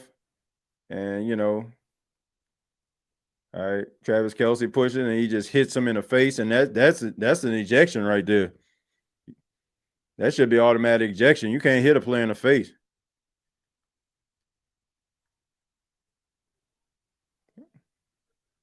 All right, so it's a personal foul penalty, but at least he gets to play in the game. I mean, hitting another player in the face like that, more than likely would cause for an ejection. But luckily for Tair Tart, he's able to still play. And even though Travis Kelce hasn't been very active in this game offensively, I mean, he's still able to help the Saints. The Chargers move the ball and get 15 yards despite the fact that he hasn't really been active in this game from the tight end position. All right, so here we go. 1st and 10 for the Kansas City Chiefs. All right, so here's a fake handoff right there. He goes around the side, he runs, and Patrick Mahomes gets into the end zone for the touchdown. So Patrick Mahomes on this drive, man, using his legs to extend drives, even lowered the shoulder. And all the momentum for the Chargers that they collected throughout the course of this game seems like it's starting to shift towards the way of the Kansas City Chiefs. You got a little pump fake going. Khalil Mack, he couldn't get him, tried to get him around the side. That little pump fake just froze Khalil Mack enough for Patrick Mahomes to get around the side, and he just dives into the end zone for a touchdown. So Harrison Buckner right here with this field goal can tie the game. It's up, and it's no good. He missed it. So after all that, the Chiefs are still within one. Wow. Harrison Buckner missing an extra point. But still, I mean, what an incredible play by Patrick Mahomes, man. Using his leg on his drive. Showing that, I can throw the ball too, but I can also run and I can hurt you with my legs as well. I shouldn't be cursing here, but that was a good damn hit, no lie. Yeah, Patrick Mahomes lowered that boom on that boy. If you let Mahomes, little boy, you deserve to be benched. Well, Dante Jackson been playing pretty good tonight. I ain't gonna look. He been playing pretty good. I mean, from the corner position, I think he's been pretty active. Dante Jackson, 3 tackles, 3 solo, has 1 pass deflection. But no, you can't let no quarterback just Mike Allstott you in front of the entire world like that. Why nobody take the chance to lay Mahomes out? That's why he do a lot of dancing. Well, I mean, you don't want to knock him out because we already know what's gonna happen to you. More than likely you're gonna get suspended. She kicked off a team. Like, they ain't playing around with Mahomes, man. Mahomes is the face of the NFL. So you do something to him, good luck. Good luck with that. What's that other rusher we got out of the draft, TJ? What rusher we talking about? Talking about Fidel Diggs? We talking about Fidel Diggs, the 7th round pick? That's the only one I can think of that would serve as like a rusher. I mean, you got Vernon Broughton, but he's more of an interior guy, more of like a nose tackle. So I guess it would be Fidel Diggs. Ain't no such thing as letting them hang around. We know the NFL is rigged. Man. I mean, some of the things that happen make you think sometimes. Herbert needs to calm down and go score now. Yeah, I think they had a standstill. I mean, since that first drive where they just basically just went right down the field, Kansas City kind of got caught off guard. I mean, they kind of like, dialed in a little bit more, and able to get pressure on Justin Herbert. The secondary seems like, they're communicating better, and no real big plays since then. And right now, I think the second half adjustments involve them trying to neutralize Ladd McConkey. I know this may sound crazy to some people, but Keenan Allen at this stage, if he goes out there and beats you, you can kind of live with that. And Quentin Johnston, I don't think they look at him as a big concern, even though he had that big, big time catch at the beginning of the game for about 30, 40 yards. All right, so he tries to run it out, man, but he doesn't get anything. He probably at the 27-yard line there. So you got Justin Herbert trying to come out. I mean, the good news is you still got a 1-point lead here.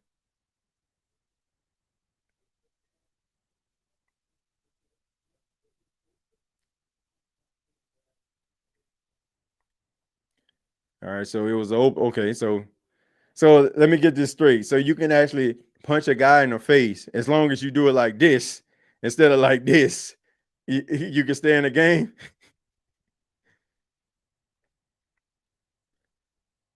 All right, so we have a reverse right here. They finally get the ball to Davis, who's a speedy guy, but he goes absolutely nowhere. So a little trickeration right there. I don't necessarily agree with that, especially the way the game is going.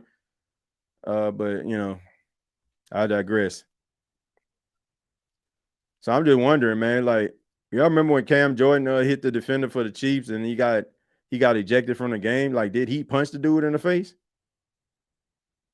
I'm just wondering. I don't know if y'all remember that when but I mean, the good thing about it is, I mean, Cam Jordan was able to go see the birth of his child because his wife was in labor at the same time. But I was joking with Cam Jordan about that this morning on X. I said, man, it wasn't I asked him, oh man, that's a sack right there. So good safety blitz right there. But anyway, now I was joking with Cam. I asked him, I said, you can be honest with us now. I said some years passed. I said, did you do that on purpose so you could go to the hospital? And he was laughing. So, but yeah, at the end of the day, man, it's you know, so I guess as long as you do like this, you good. All right, so he got a sack. I mean, I said the momentum is starting to shift away of the Chiefs, and now Steve Spagnuolo is definitely in his bag right now. So here we go, 3rd and 15. So what are you doing? All right, and that pass is caught by Quentin Johnston, who stiff arms, and he's short. Yeah, he's short, man. Man, very talented. I will say this, but very talented players on the Chargers team, but not many smart decisions. You turn up the field. Like, what are you doing? Like, you 6'5", about 220. Turn up the field. Like, even your momentum from that. I don't know, man. I'm just confused. You 6'5", 220. Your momentum, and you lean forward. All right, so here we go. Here's the handoff right here. Marion Hampton. And he fights for it. He fights, he scratches, he claws, he get that first down. So really good second effort. Really good second effort there by Marion Hampton to get that first down. They needed that. And now you got an injured Chief on the ground. That's really good second effort right there. He got behind the left tackle there, but you have an injury. So Tranquil, after that big time sack, ends up getting injured on the play.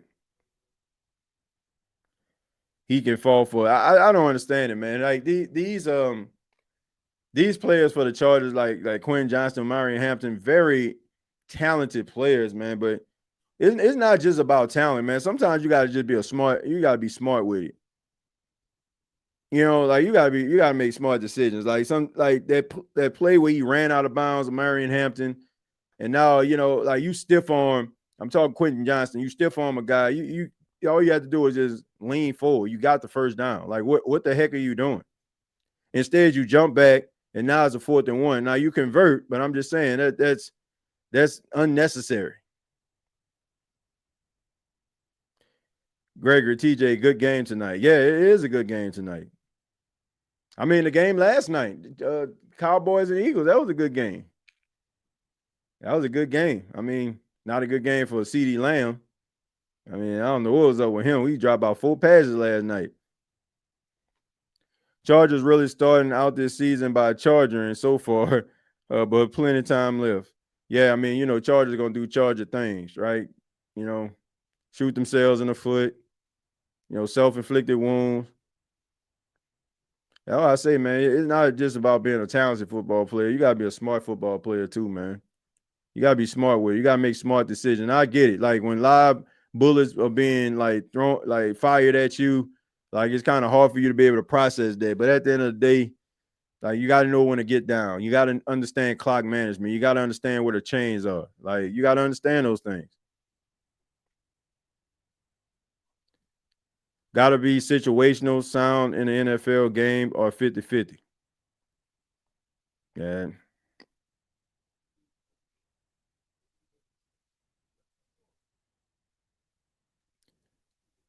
Okay, Cheeks turning back into the Chiefs. Yeah, man. I mean, as long as you got number 15 on the other side, man, you better keep on pushing. You better keep your foot on the gas. And this long break is not a good thing. It's not a good thing. Like, oh,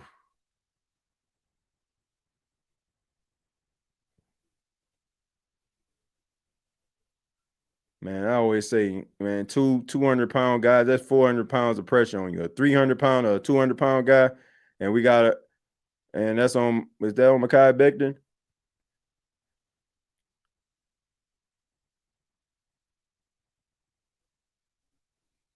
Yeah, it's on Mekhi Becton on the false start. So, yeah, Drew Tranquil. I mean, that was a really good play by the linebacker. He had 94 tackles last season, 2 sacks. Sent them on a blitz. Yeah, I mean that's a tough break, man. Like there's always like the rough, when things like that happen when somebody roll up on your leg. All right, so here we go. Justin Herbert. All right, gets around the side. He scrambles. He runs. He tries to get around the side. But he's tackled. All right, so this is gonna bring up second down. All right, Kalafkas, tried to go around the side. He almost gets him. But Justin Herbert is able to sense the pressure and step up in the pocket and runs and scrambles and gets a few yards on the play. So, I mean, really smart play bomb. You can say staying ahead of the change, getting any yards that you can. Got Ladd McConkey in motion. Justin Herbert in a gun on a 2nd and 8. All right, so got Hampton moving around. All right, so here we go. Throws it. That pass is complete. That's to Keenan Allen. Keenan Allen breaks free, and he gets enough for a first down. So Keenan Allen, in spots, making plays. I said at this stage of his career, not the Keenan Allen that we know of old, but still effective, still able to get the ball, still able to get down the field.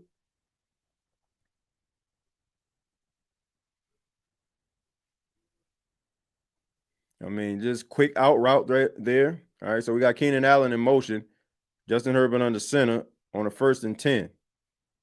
All right, so here we go. All right, play action, looking. And this time he throws the ball down the field, and that pass is caught to Ladd McConkey. So that's another first down. So now we see Justin Herbert and the Chargers moving the ball down the field.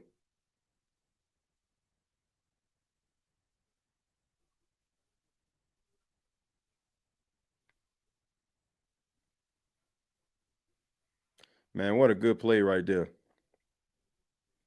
You got Quentin Johnston. You got Quentin Johnston basically just taking the defenders down up the field and just sent like that. Man, they have run that play at least 2 or 3 times tonight. All right, you got Najee Harris right there fighting for extra yards. Like I said, hasn't really been active in this game, but the times that he has been in the game, it's been effective. And this is probably the time where you want to see Najee Harris. This is the time where you want to see him. Especially like in these late quarters, a big 230-pound running back just out there running the football.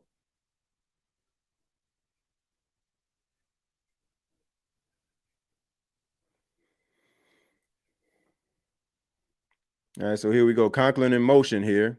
You got Justin Herbert under center on the 2nd and 5. Here's the handoff to Hampton. Hampton runs up the field, and he gets enough for a first down.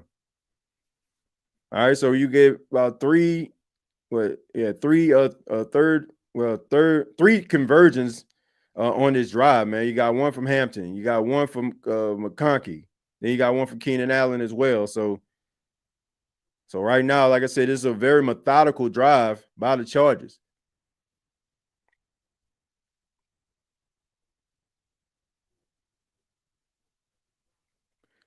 Do I think Justin Herbert will ever win a Super Bowl? I think he had the talent to do it.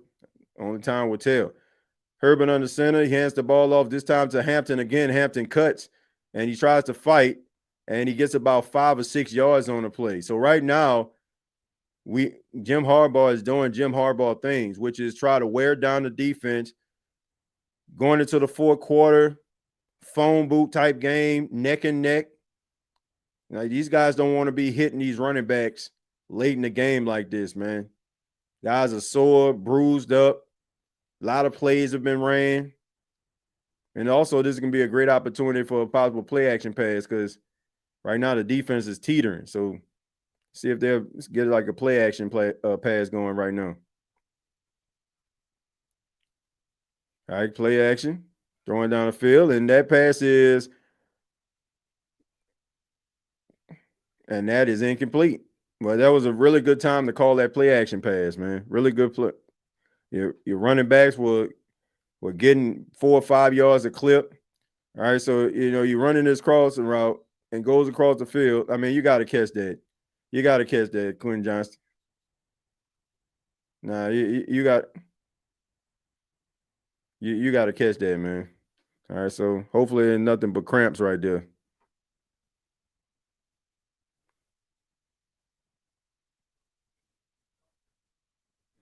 Man, Quentin Johnston, I mean, the talent that this guy has, but man, he's just hot and cold when it comes to the catching, man. You got to be able to catch that.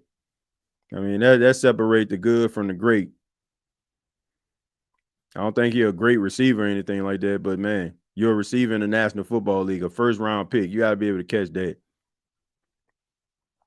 Chargers been like the Falcons of the West Coast historically, just with better looking units.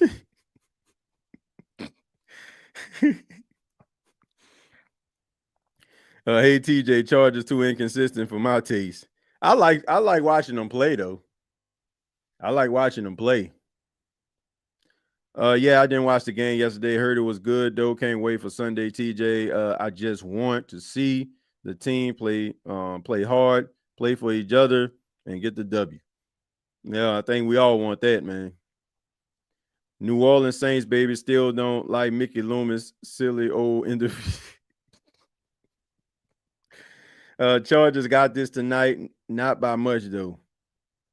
Well, look, I think them running the football, they've been extremely effective, but they got to be able to come in. They got to be able to cash this in with a touchdown and not field goals. TJ, do you think I already read that? Possible with Harbaugh. I agree, man. Jim Harbaugh is a really good coach. Good drive and eating clock. Yeah, it's a good drive, Steve. Like I said, I look, that should have been a touchdown. The play action was there. They were the defense was teetering of the Kansas City Chiefs, because you're running the football with Najee Harris, you're running the football with Amarian Hampton. And man, Quentin Johnston just got to come up with that catch, man. You got to come up with the catch. Ball went right through his hand. Chargers playing like my Steelers used to play, running control the game with tough defense. TJ, my man, you ready for Sunday? Yeah, absolutely. Look, I'm ready for football. Period. That's why we doing this watch along, like checking out some of these teams, and also, man, this is also showing you that if you watch, like your respected team, whether it's the Saints, whether it's some other NFL team that's playing on Sunday, you see that both of these teams or all of these teams have been a little inconsistent. Rather it's the holding penalties, rather it's the miscommunications when it comes to some of these offensive plays. Like that's going to happen early in the season. You're going to have some miscommunications and some mistakes. You just don't want to have too many of them. 3rd and 3 for the Chargers. Justin Herbert in a gun. All right, so looks like they're going to try to send a blitz. I don't believe it though. Yeah, I don't. All right, so here we go. We try to throw it up and wide open. Keenan Allen for the touchdown. So Keenan Allen still making plays at 33 years old.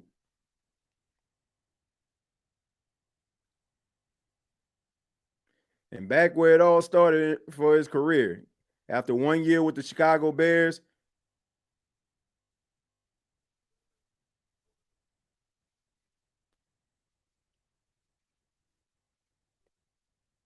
It don't get no easier than that.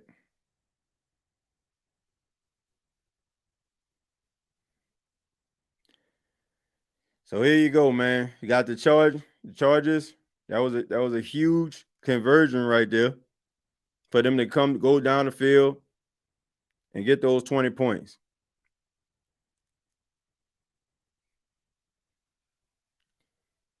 All right, you got Quentin Johnston over that smile. That should have been your touchdown, though, buddy. That should have been your touchdown, buddy. TJ, do you go for two? No, I agree. They shouldn't have went for two because now the Chiefs have to go for two, so no need for them to do it. I mean, now you're putting pressure. You're putting pressure on the Chiefs.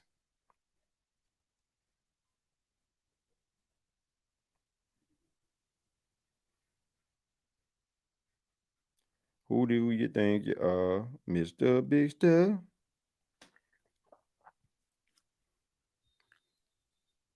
Who is Marlon? I don't even know who that is. They be having like these content creators up there, like, man, I don't know who these young cats are. Like, oh man, oh my goodness, is Marlon who? I don't know. That's just that's just me being an old head now. I'm just excited to see football back again. I like to see big plays big. Harbaugh is the prototype of kind of old school, hard-nosed head coach Dennis Allen was promised to be. Too bad he didn't have the aura, personality, or spine for it. I wish the Saints would have got Jim Harbaugh. I guarantee you it'll be a completely different story around this time, around this time of season. Guarantee you that. But instead, they want to go with Dennis Allen, old no coaching tail, set the team back about 5 years. Then, acting like they still had a window wide open, set the team back 10 more years. Hey. I'm calling it, TJ. The Saints going 13-4, and Spencer Rattler will win regular season MVP. I'll have what he's having. I'll have what you're having, my friend. I'll have what you're having, man. I think it's been a minute since I hit this one. It's been a minute since I hit this. Hell no, to the no, no, no. Hell to the no. Yeah, man. I don't see that, buddy. You don't see it. I just want them to be competitive. If the Saints win 13 games, man, a lot of people are gonna be eating a whole lot of crow. Let's see. Older elite players only drop off to highly ranked rookies. Yeah, I mean, but look, when you're a disciplined route runner, you weren't really known for being fast anyway, and you're more of a possession guy, man, you can stay in the league for a long time. It's those speedy guys, the ones that flake out the league, because once that one knee injury, or they start slowing down, that one trick they have. Like, luckily for guys like Deshaun Jackson and Ted Ginn, they were able to play into their 30s because they still had that speed. They still was able to take the top off the defense. What is in his cup talking about 13? I don't know what's in that. I mean, that's Captain that's Captain Optimism right there. Like I predicted earlier, this will be a low-scoring affair of 20-12 or so. Then you said 33. Who said 33-17? Who said 33-17? Somebody said they thought this game would be 33-17. That was like real early in the show. I remember somebody saying something about, I think the score gonna be 33-17. But I was like, man, I don't know the way this game was going. But who knows? They might have a track. Yep, I got you. Chiefs will win 33.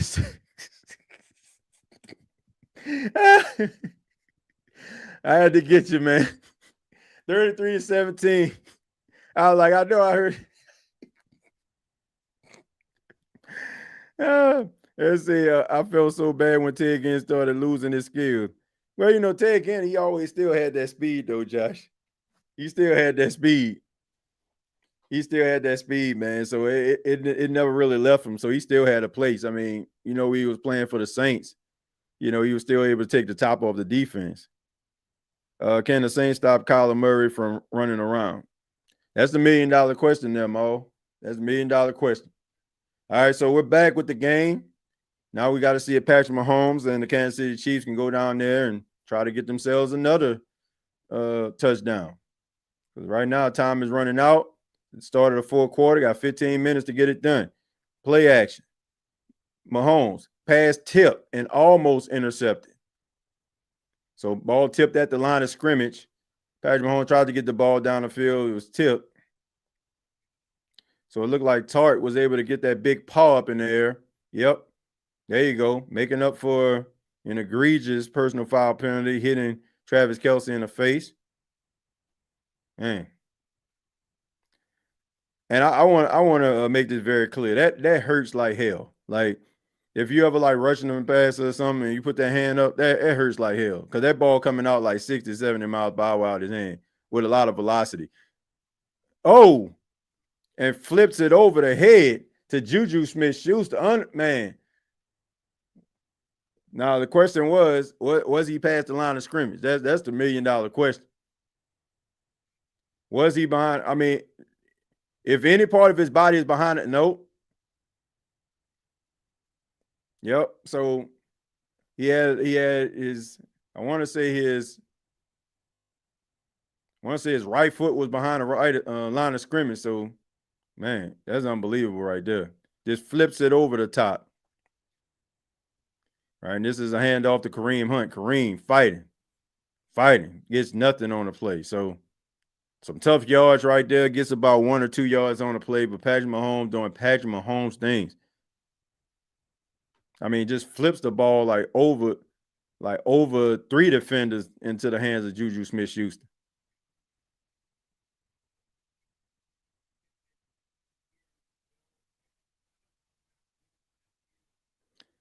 All right, so here we go. Like I said, the game is never over when Patrick Mahomes is your quarterback, no matter what situation may arise.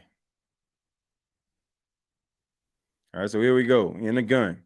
Toss the ball to Kareem Hunt. Kareem tries to get around the side, but good tackle right there by a really good safety, Derwin James. So Derwin James makes a really big time tackle right there. So this sets up a third down. This is a big time third down. I mean, I believe this is 4 down territory regardless, but if you can convert this third down, that would be huge. You know why Justin Herbert always looked like he about to cry? Like he always looked like he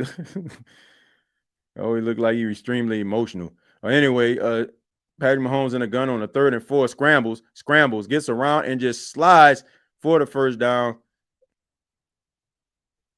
So catches the Chargers sleeping in man coverage. Back turn. Yep. Finds the lanes. And he gets enough for the first down. Keep the drive alive.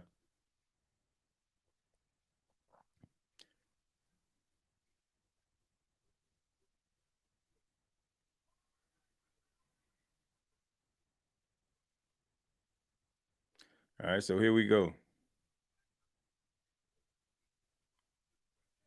Wide open to Travis Kelce, and that is a touchdown.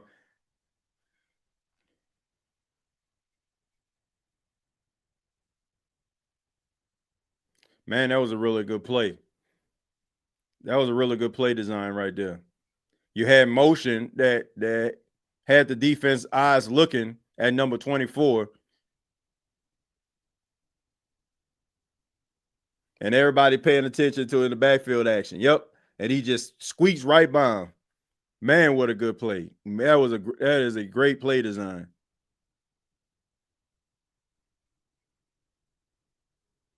Because everybody eyes in the backfield, that just called Travis Kelce to just kind of squeak through. All right, so we got the Chiefs going for 2 right here. Big time 2-point conversion. If they could get this. Hollywood Brown tried to shift out and would have been a completed 2-point conversion, but yet again, Tahir Tart for the second time on his drive just gets that big paw up there and just bats the ball down. Because it would have been good because Noah Gray was wide open.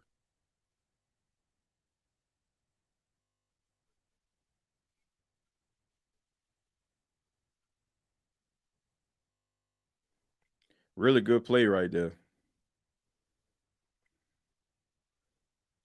That's the thing. 99 speed turns into 93, and speed 8 years later, still respectable.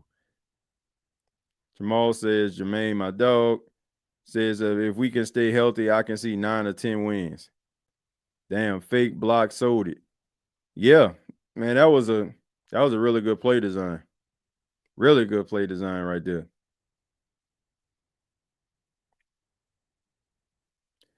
Saints go beat Arizona 23-17. I don't know if I can see that. I mean, I don't know. If the Saints score 20 plus points, I mean, I'll be shocked. I'll be absolutely shocked if the Saints put up 23 points in this game. Arizona got some really good talented defenders, man. They can Those dudes, my goodness, man, they get after you. Do you hear me? They get after you, man. They get after you, ladies and gentlemen. So I know, a lot of people don't really pay that much attention to the Cardinals, but that team is extremely talented, man. And now they got like about 3 or 4 new defensive linemen on that team. So they didn't kind of did a re-up. So should be interesting, man. I don't see this offense scoring more than 20 points. Me neither. I don't either. They better buckle down on some defense. But if I'm wrong, I would gladly be wrong. I would gladly be wrong. Like, I don't mind being wrong. I don't mind being wrong at all. At all when it comes to the Saints.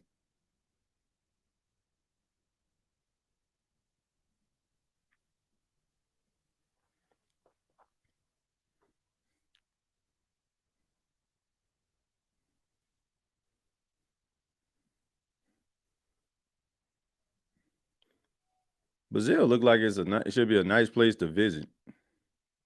Everybody ever been to Brazil? It look like a nice place to visit. All right, so here we go. The Chargers.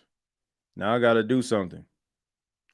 But I must say this new kickoff rule just makes the field seem like even shorter though. It's like after 2 plays, it looked like they passed the 50-yard line. TJ, you going to any games this year? I'm going to a few games this year. I plan on going to some games. I was gonna try to go to this first game, but man, them airline tickets, I wasn't feeling the prices, bro. I'm gonna be honest with you. Sure, I'm gonna be honest with you. I went look. Then on top of that would be like kind of like a short notice thing. So yeah, I plan on coming to some games though. I plan on coming to a few games. I'll let you all know which ones. All right, Justin Herbert, and I get back. He passes off to Marion Hampton. Marion Hampton gets about 7 yards on the play. Eugene says, TJ, I know good and doggone well Taylor Swift ain't at the game because we have seen her at least 5 shots from the Swift. Yeah, you know she ain't there. You know she ain't there. If she was there, they'd definitely be showing her a million gazillion times. TJ, something I see special in Tipton. Can't wait to see him play. I don't know if you go see Basin Tipton though Sunday. Shoot, the way the Saints did re-up. Look, I'm not taking no Basin Tipton over no Trey Palmer. Like, I'm sorry, that ain't happening. I like what I'm seeing from him, but I don't think he's better than Trey Palmer. All right, man, really good pass right there. Keenan Allen is eating here tonight. 33-year-old Keenan Allen out there working these boys. I mean, let me see what Keenan stat line. 6 catches, 59 yards, and a touchdown. Let me see. Go ahead and add some more onto that. I have to refresh the screen. I'm pretty sure. So he had 6 catches for 59 yards, 1 touchdown. I mean, he not out here stretching the field, but he's moving the chains, and that's what you need, man. You need that possession guy to be able to do things like that. Keep the drive going. Keep the drive alive. All right, 1st and 10. All right, here's the handoff to Marion Hampton. Tries to go around the side. Nick Bolton tries to tag him, but the gang is with him. All right, so still able to get him on the ground. So he lost a yard on that play. I still don't understand why you're not utilizing Najee Harris in this situation. I mean, the defense is probably there. You go. I see him in the game now. Like, you want to utilize Najee in this situation. You want to have him, wearing down the defense. They've been tackling Omarion Hampton, who is hard in his own right, but now you have an even bigger guy on the field. But right now, they got an empty backfield here. Okay, Justin Herbert, and he tries to throw the ball quickly to Quentin Johnston, but he barely gets anything. So he gets the ball out of his hand quick, but Trent McDuffie is right there. So this is going to set up a 3rd down. Pretty manageable 3rd down, by the way. 3rd and 7. I mean, not necessarily close, but, still very manageable here. All right, so the defense needs a stop. If the defense can get a stop here on this 3rd and 7, you get the ball back. Seems like the Chargers are having a hard time stopping the Chiefs. So let's see what you can do here. All right, you got Conklin, got him in motion. You got Najee Harris in the backfield here. Here we go. In the gun. Quick pass. And that pass is caught to guess who? Keenan Allen yet again. Keenan Allen with his 7th reception of the night. And every single reception he's had for the most part has been pretty clutch and meaningful. I mean, just finding the soft spots. I mean, you can't get no better than that. I mean, not trying to do nothing too crazy. Not doing anything too crazy. Just finding the soft spots in the zone.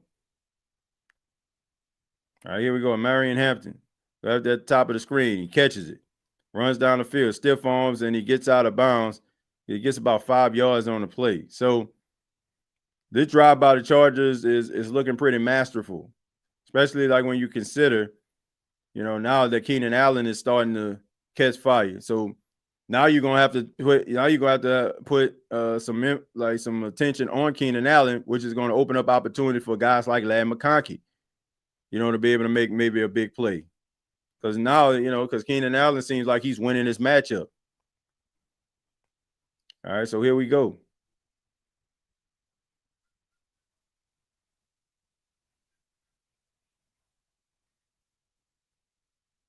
All right, here's the snap. Here we go. And that pass is caught. That's the Trey Harris right there, the rookie out of Ole Miss. So Trey Harris gets the first down.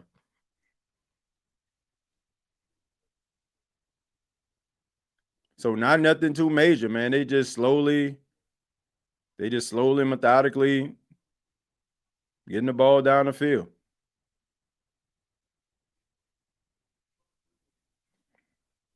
This is a really good drive by the Chargers right now. And I anticipate them trying to run the football here.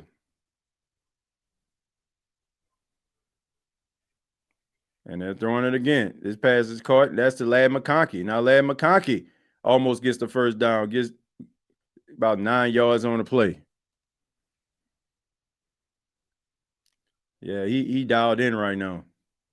This is the Justin Herbert that a lot of people want to see. This is the Justin Herbert that a lot of people, when they talk about him being a really good quarterback, being possibly one of the top quarterbacks of the league. This is the type of performances you have to have in order for you to be able to be considered among the best. Going up against a Kansas City Chiefs team, one of the best teams, in football, very respectable. All right, here's the handoff to Marion Hampton, and he tries to get it, but he does not. So this is going to set up a 3rd and 1. But, yeah, you got to be able to take advantage of these opportunities here. TJ, I should have added in my last comment that with the Carnival and not knowing the race of the person you're talking to half the time, they're even more like Nola. Who are we talking about in Brazil? Talking about in Brazil? Yeah, because I asked if anybody been to Brazil. Okay, so it is a quarterback sneak. He gets over the line, and that should be a first down.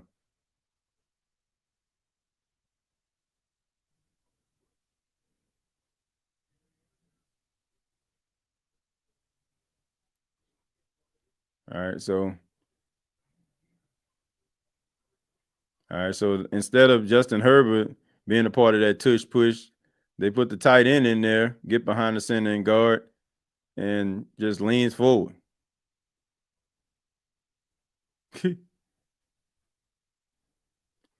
That got to be the worst, being at the bottom of that pile with all them people on top of you. All right, but anyway, Ladd McConkey in motion on the 1st and 10. Let's see what he has. He's going to him.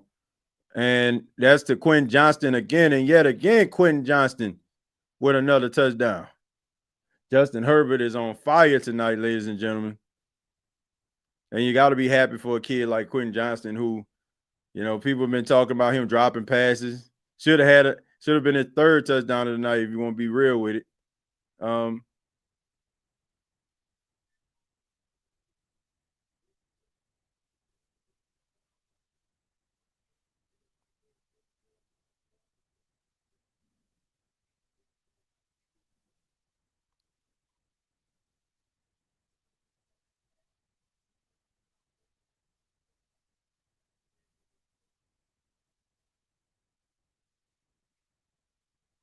Man, these are some really good play designs these guys are dialing up. I mean, just a deep crossing route here. I mean, cover zero. Like, what are we doing? What are we doing, man? Man, that was a terrible play. So you got a deep crosser on a cover zero, man. All you had to do is beat the safety to the sidelines. That was a terrible defensive play called by Spags in that one.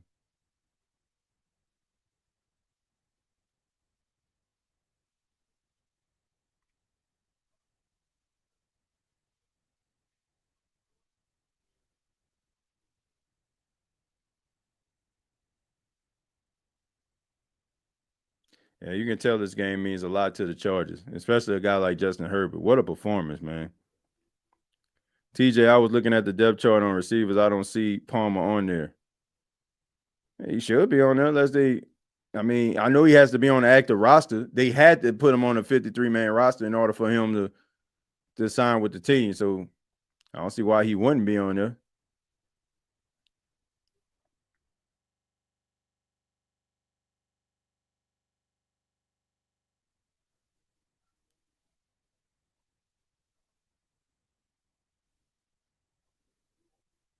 Yeah, I'm looking at this right here.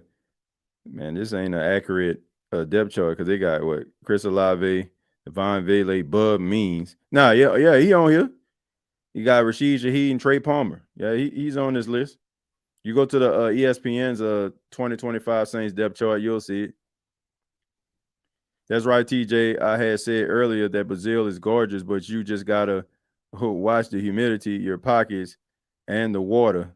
So it's like being in NOLA, only in another hemisphere. You said the humidity, your pockets. So what, they got pickpockets out there?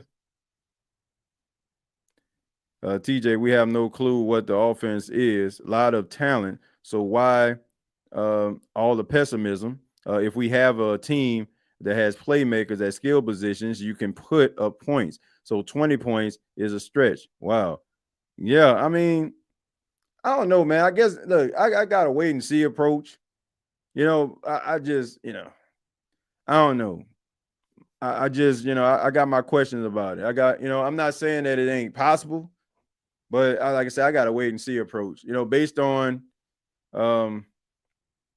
what I know about these players, I think they got the capability and the talent to be able to put up points. But how, are they going to be able to do it? Is the offensive line going to be able to hold up for these guys? Are they going to be able to lock in? Are they going to be able to, execute successfully? I mean, it's possible. But, we I want to make it clear, King Arthur. I don't want people I get why people are skeptical about this football team. Now, I do feel like, on one hand, people are like, oh man, they ain't nothing, they ain't never gonna be nothing. And you looking at what the Saints were under Dennis Allen, and you still looking at the team based on what Dennis Allen was as the head coach. I don't feel like that's fair, but when it comes down to it, you go by what you've seen, and what you have seen is a team that hasn't really, proven itself. So until it proves itself, I think people are gonna have their questions about it. But I agree, you want to be positive, but you also want to, wait and see to see what you want to be positive about. Even if the New Orleans Saints, let's just say they go out there and they execute really good, right? Let's just say they go out there and they really execute, and let's just say Rattler just overthrowing some guys, but they open, right? It's like, okay, man, we got something. Let's just get a little bit more accurate, right? Let's get a little bit more accurate. Let's get the ball down the field and get the, and we got something. But right now, it's just like everybody just has that wait and see approach.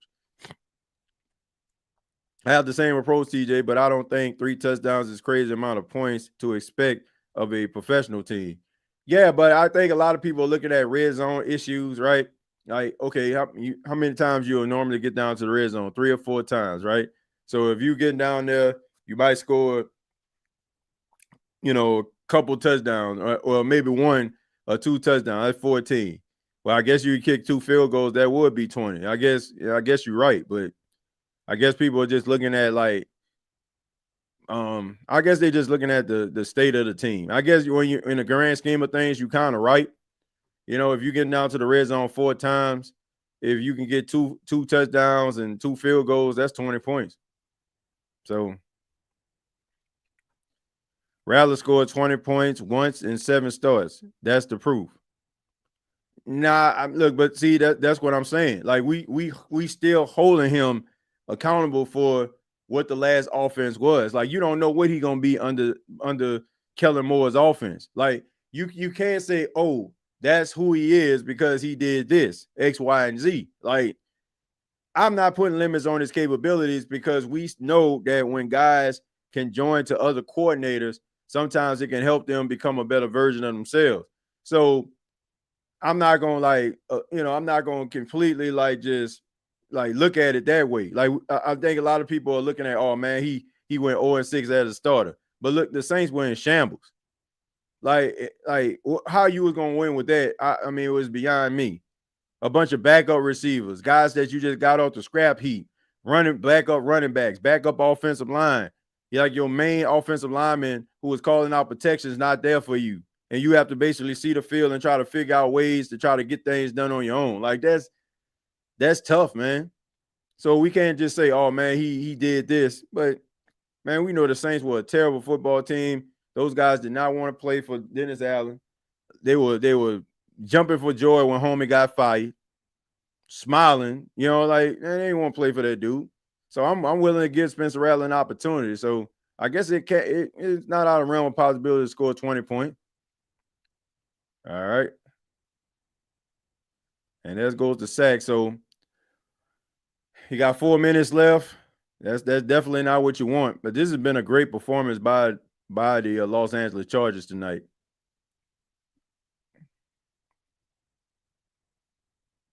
All right, so here we go. Throws the ball. That pass is caught. And, man, Hollywood Brown takes a huge hit. But he's still able to hold on to the football.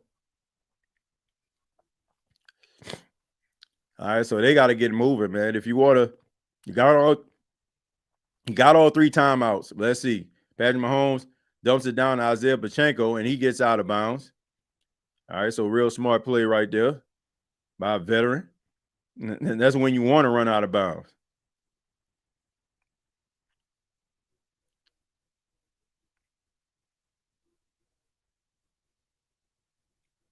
I mean, you look at this Chargers team, man, they really want this game. They want this game badly. And you had to wonder, very early in this game, how bad did the Chiefs want it? It seemed like they started to wake up a little bit towards, the second half. All right, Patrick Mahomes in the gun, looking, scrambles, checks the ball down to Pacheco, and really good tackle right there by Derwin James. Right there on the spot, man. All right, so under 4 minutes right here.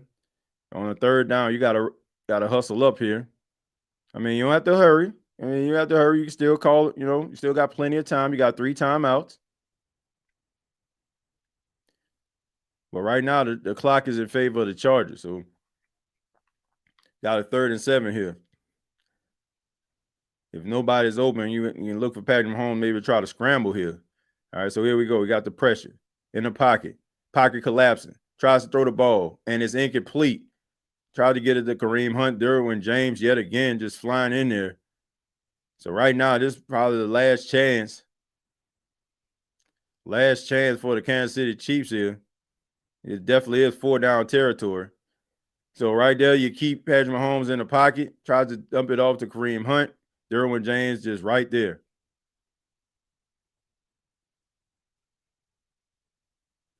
All right, so right now you got to call your best play.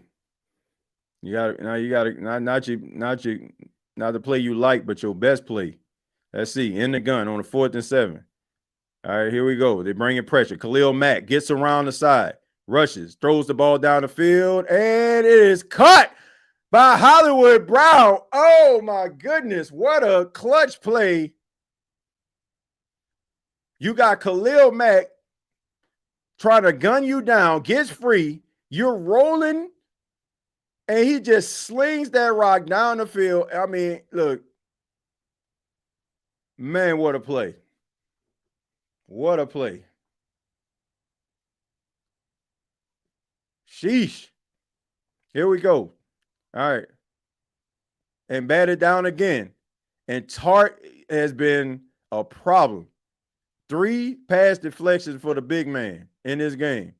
This continues to get his hands up. But what a throw by Patrick Mahomes. I mean, rolling to his right, slings the ball back to the middle of the field on the run, and throws the ball about 30 yards down the field on a rope to Hollywood Brown. Man, they don't get no better than that, man. And when people talk about, man, I don't think Patrick, nah, bro. This is why this man is the best quarterback of his generation. I don't care what anybody say. I don't care what top 10 list you got. My list will always consider that should have been a touchdown. That was just a bad play. Travis Kelce, and that should have been a touchdown. Oh, walk-in touchdown. All right, so you got 3rd and goal.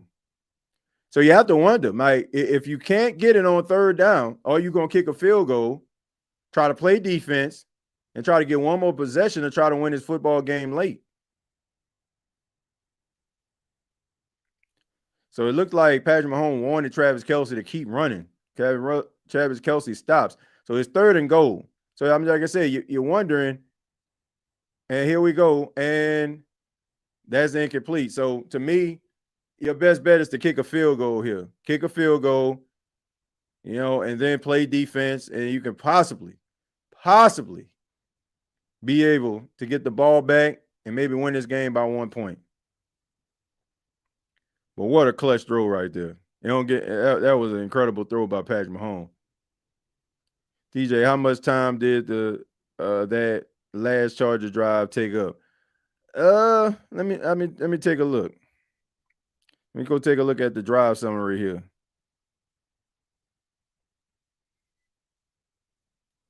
All right, so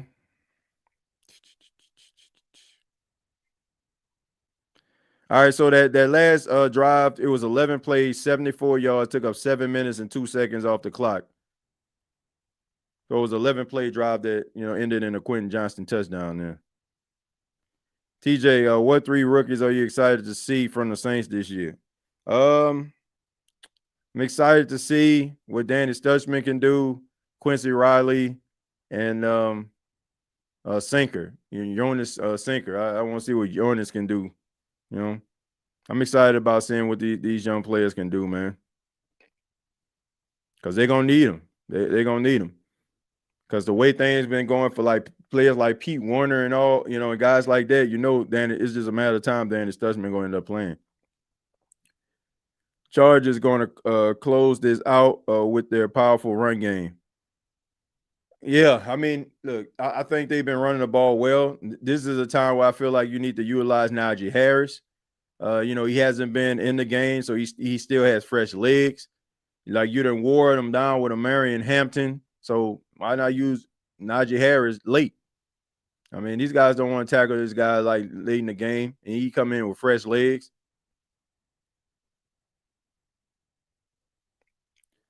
Geez, they ate that clock. Yeah, they ate up a lot of clock. I mean, because they kept getting first down. They kept converting. Like they had like 3 or 4 first downs on that 11-play drive. Chiefs couldn't get off the field. And that, man, what a terrible defensive play call. Like you call cover 0 on that play. That was just, that was horrible. I don't know what he was thinking of that. That shallow cross just left that safety out there all by himself. That was just a bad play. How is TJ going to close out this live stream with the dance he do when he plays the outro? Say it, fam. Say that. Say it. Who that? Yeah, all I gotta say is who that. Hit the beanie wing. Gotta hit the beanie wing at the end of it. But yeah, man, since we're doing a cross promotion, we just gonna like end the night. When I do like these cross promotional episodes, and if you're here, I ask that you subscribe to the State of NFL podcast. It doesn't have an intro, so it don't have an intro. So there's that. I purposely did that, so just want to kind of get right into the news. But yeah, man, shouts out to everybody that has subscribed to the channel. We got a couple new subscribers there, but if you're looking at this right now, I'm going to go ahead and put the link inside of the comments. Make sure that you subscribe to the State of NFL. Hit the link and go over to the State of NFL. Hit that subscribe button. Help that channel to grow. Hey TJ, what you think the Saints need to do in order to beat Arizona? Just don't beat themselves with self-inflicted wounds like holding penalties, and when you have big time plays not getting called back because somebody holding, or defense not giving up chunk plays, not allowing Kyler Murray to just scramble around and be free all day and night. Yeah, that's how you do it. All right, but 2 minutes 34 seconds left for the Chargers, and now you got Amari and Hampton in the game. This is the time where your running game needs to be key. All right, so here we go. Play action, looking, pass caught, down the field, and that is Disley, Will Disley, more of a blocking tight end, but occasionally, they'll probably have him sneak out a little bit. He's more that blocking tight end for him, but he was able to sneak out. Conklin is more their pass catching tight end.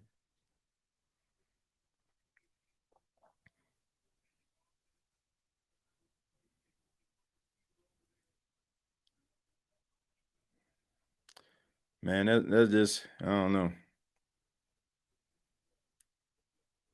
I mean, you got two tight end set out there, one wide receiver. Everybody just started probably going to be a running play. 7 or 8 meetings decided by one score. Kansas City 7-1 record in 8 meetings between the quarterback. So I can see this is why this means so much to Justin Herbert, man. Like, this man wants to win. And finally, it seemed like he got a good coach that'll be able to put him in a position to do so with Jim Harbaugh. All right, so here we go. You need these first downs.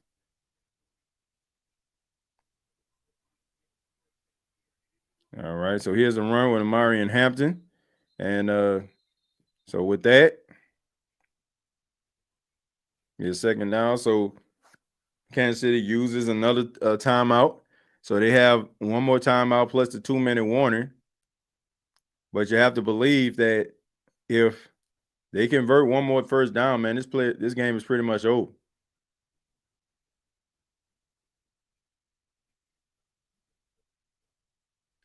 Charger quarterback with 300 yards and 3 passing touchdowns. Yep, in the season opener. I mean, what a great performance by Justin Herbert, but this means absolutely nothing if you don't win this football game. Means absolutely nothing.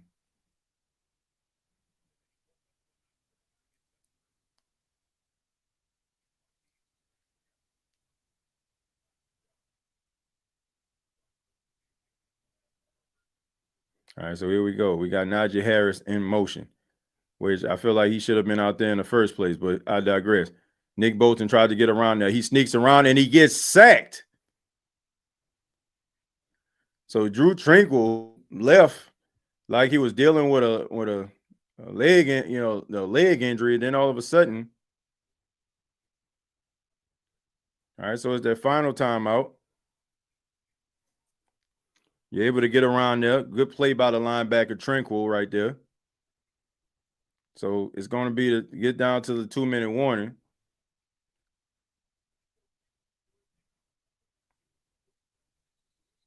All right, so it's 3rd and 14. You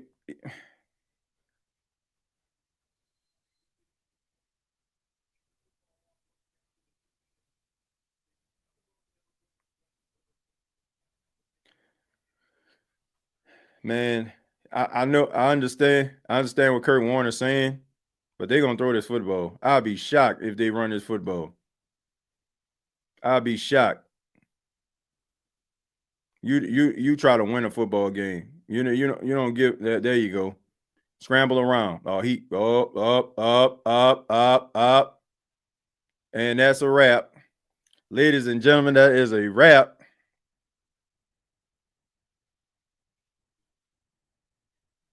Wow.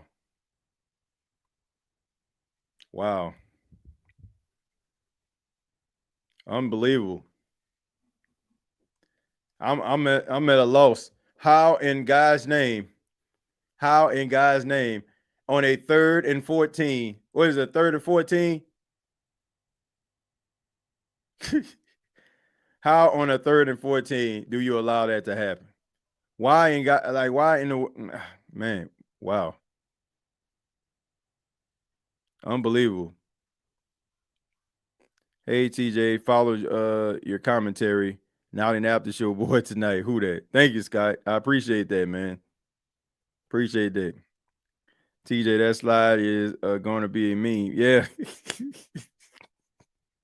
Look, I told you, man, Justin Herbert won this game. To be honest with you, man, it's good to see this side of Justin Herbert.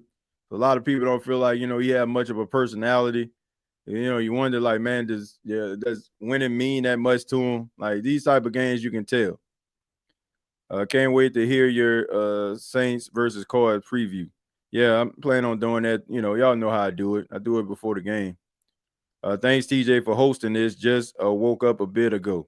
Okay, yeah, man. No problem. Appreciate you for being here. Like I enjoy actually, doing these watch alongs and watching them, and being able to, chop it up with different fans, man. Different fans of different teams, and appreciate it. TJ, I keep it NOLA up here in Philly, but my annual tradition of cooking a pot of gumbo for week 1 might be interrupted for a family box of Popeyes with sides Sunday. Must be getting old. Look, I get it, man. All that preparation and trying to get this stuff done. I get it. Trust and believe I get it. TJ, talk about self-inflicted wounds. Remember when Dalton started against the Cardinals a few years ago? Dude was a pick 6 machine. I think Arizona had 40 plus that game. Yeah, man. Yeah. Andy Dalton. Man, we are really in the dark ages of Saints football, man. Really in the dark ages of Saints football. Well, we about to start winding this down. Like I said, 2 minutes left. They about to hit the prayer formation. And by prayer, I mean they about to take a knee.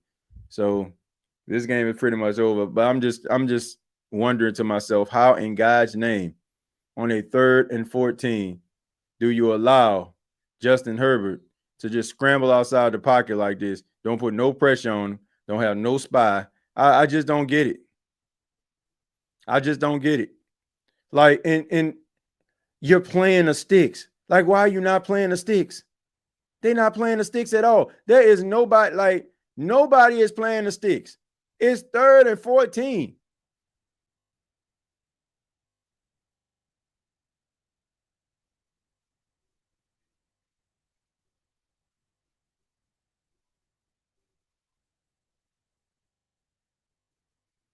Now, you ain't lying. Now, it's all y'all fault.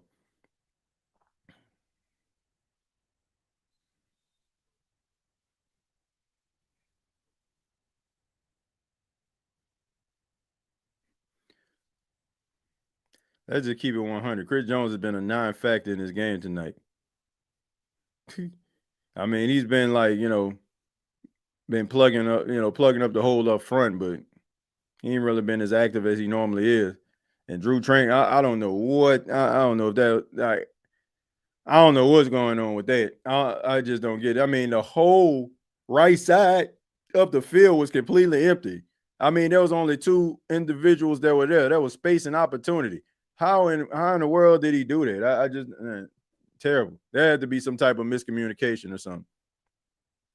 But the Kansas City Chiefs are now 0-1, and the Los Angeles Chargers are now 1-0. And normally in situations like this, you can go back and regroup, and there's plenty of football needs to be played this season. It's not an indicator of how this season can unfold, but this is a divisional game. So when you start like getting towards the end and teams' records are starting to look virtually identical, these type of games matter. But I thought both teams like played pretty hard down the stretch, man. Patrick Mahomes with the late game heroics just was not enough for the Kansas City Chiefs to get it done. He finishes with 24-39, 258 yards and 1 touchdown. Then you have Justin Herbert, who was 25 of 34, 318 yards and 3 touchdowns. He was sacked 3 times. Patrick Mahomes was sacked 2. So both of these quarterbacks really came on down the stretch. You have Justin Herbert with a quarterback rating of 131 and Patrick Mahomes with a quarterback rating of 89. So Justin Herbert playing some of his best football and the brightest of lights, and look like, he's poised to have a really solid season. And if he can stay healthy and they can play like this, trust and believe, man, the Chargers can be there because they got the right coach. They got the right coach, and it seems like, to me, they have the right quarterback and pieces around them. So let's see if they can actually get this thing done, man. Facts, TJ, I didn't hear Jones' name all night. Then the Chiefs got to play Philly next. Yeah, it's going to be tough, man. Tough. Chargers are a tough team. Yeah, I mean, look, Jim Harbaugh is a great coach, and he has a way of getting the best out of these quarterbacks, man. I mean, Justin Herbert already had something to offer, so I think it's the right coach and quarterback combination right here. So I think you're going to see Justin Herbert take a step forward this season, and I'm happy for him because I actually like the guy. He seemed like he's just about his business. He ain't out here trying to be all up in your face, all up in the videos, right? He seemed like he plays his position, does his job, go home. I respect that. But thank you all so much for checking out the State of NFL as well as the State of Saints podcast, cross-promotional edition of the Watch Along between the Los Angeles Chargers and the Kansas City Chiefs. The Los Angeles Chargers get the job done, win the game by a score of 27-21. Justin Herbert on a 3rd and 14 scrambles and slides like he going to third base in order to seal the deal for his Los Angeles Chargers to go 1-0. And the Kansas City Chiefs, the runner-up of last year's Super Bowl, moved to 0-1. So we're going to see how this is going to unfold. This was a divisional matchup. Can the Kansas City Chiefs get back on a horse next week? Can the Chargers build on this momentum that they have? We're going to find out. All right. Appreciate you all. Make sure you subscribe to the channel. Hit that like button. You can follow me on X at TJAYJones8. Make sure that you check out the State of the NFL and State of the Saints. Also, the NFC South Roundtable every Tuesday at 8 p.m. Eastern. Make sure you check it out. Till next time, all I got to say is, who dat? And for those on the State of the NFL, I'll see you down the road.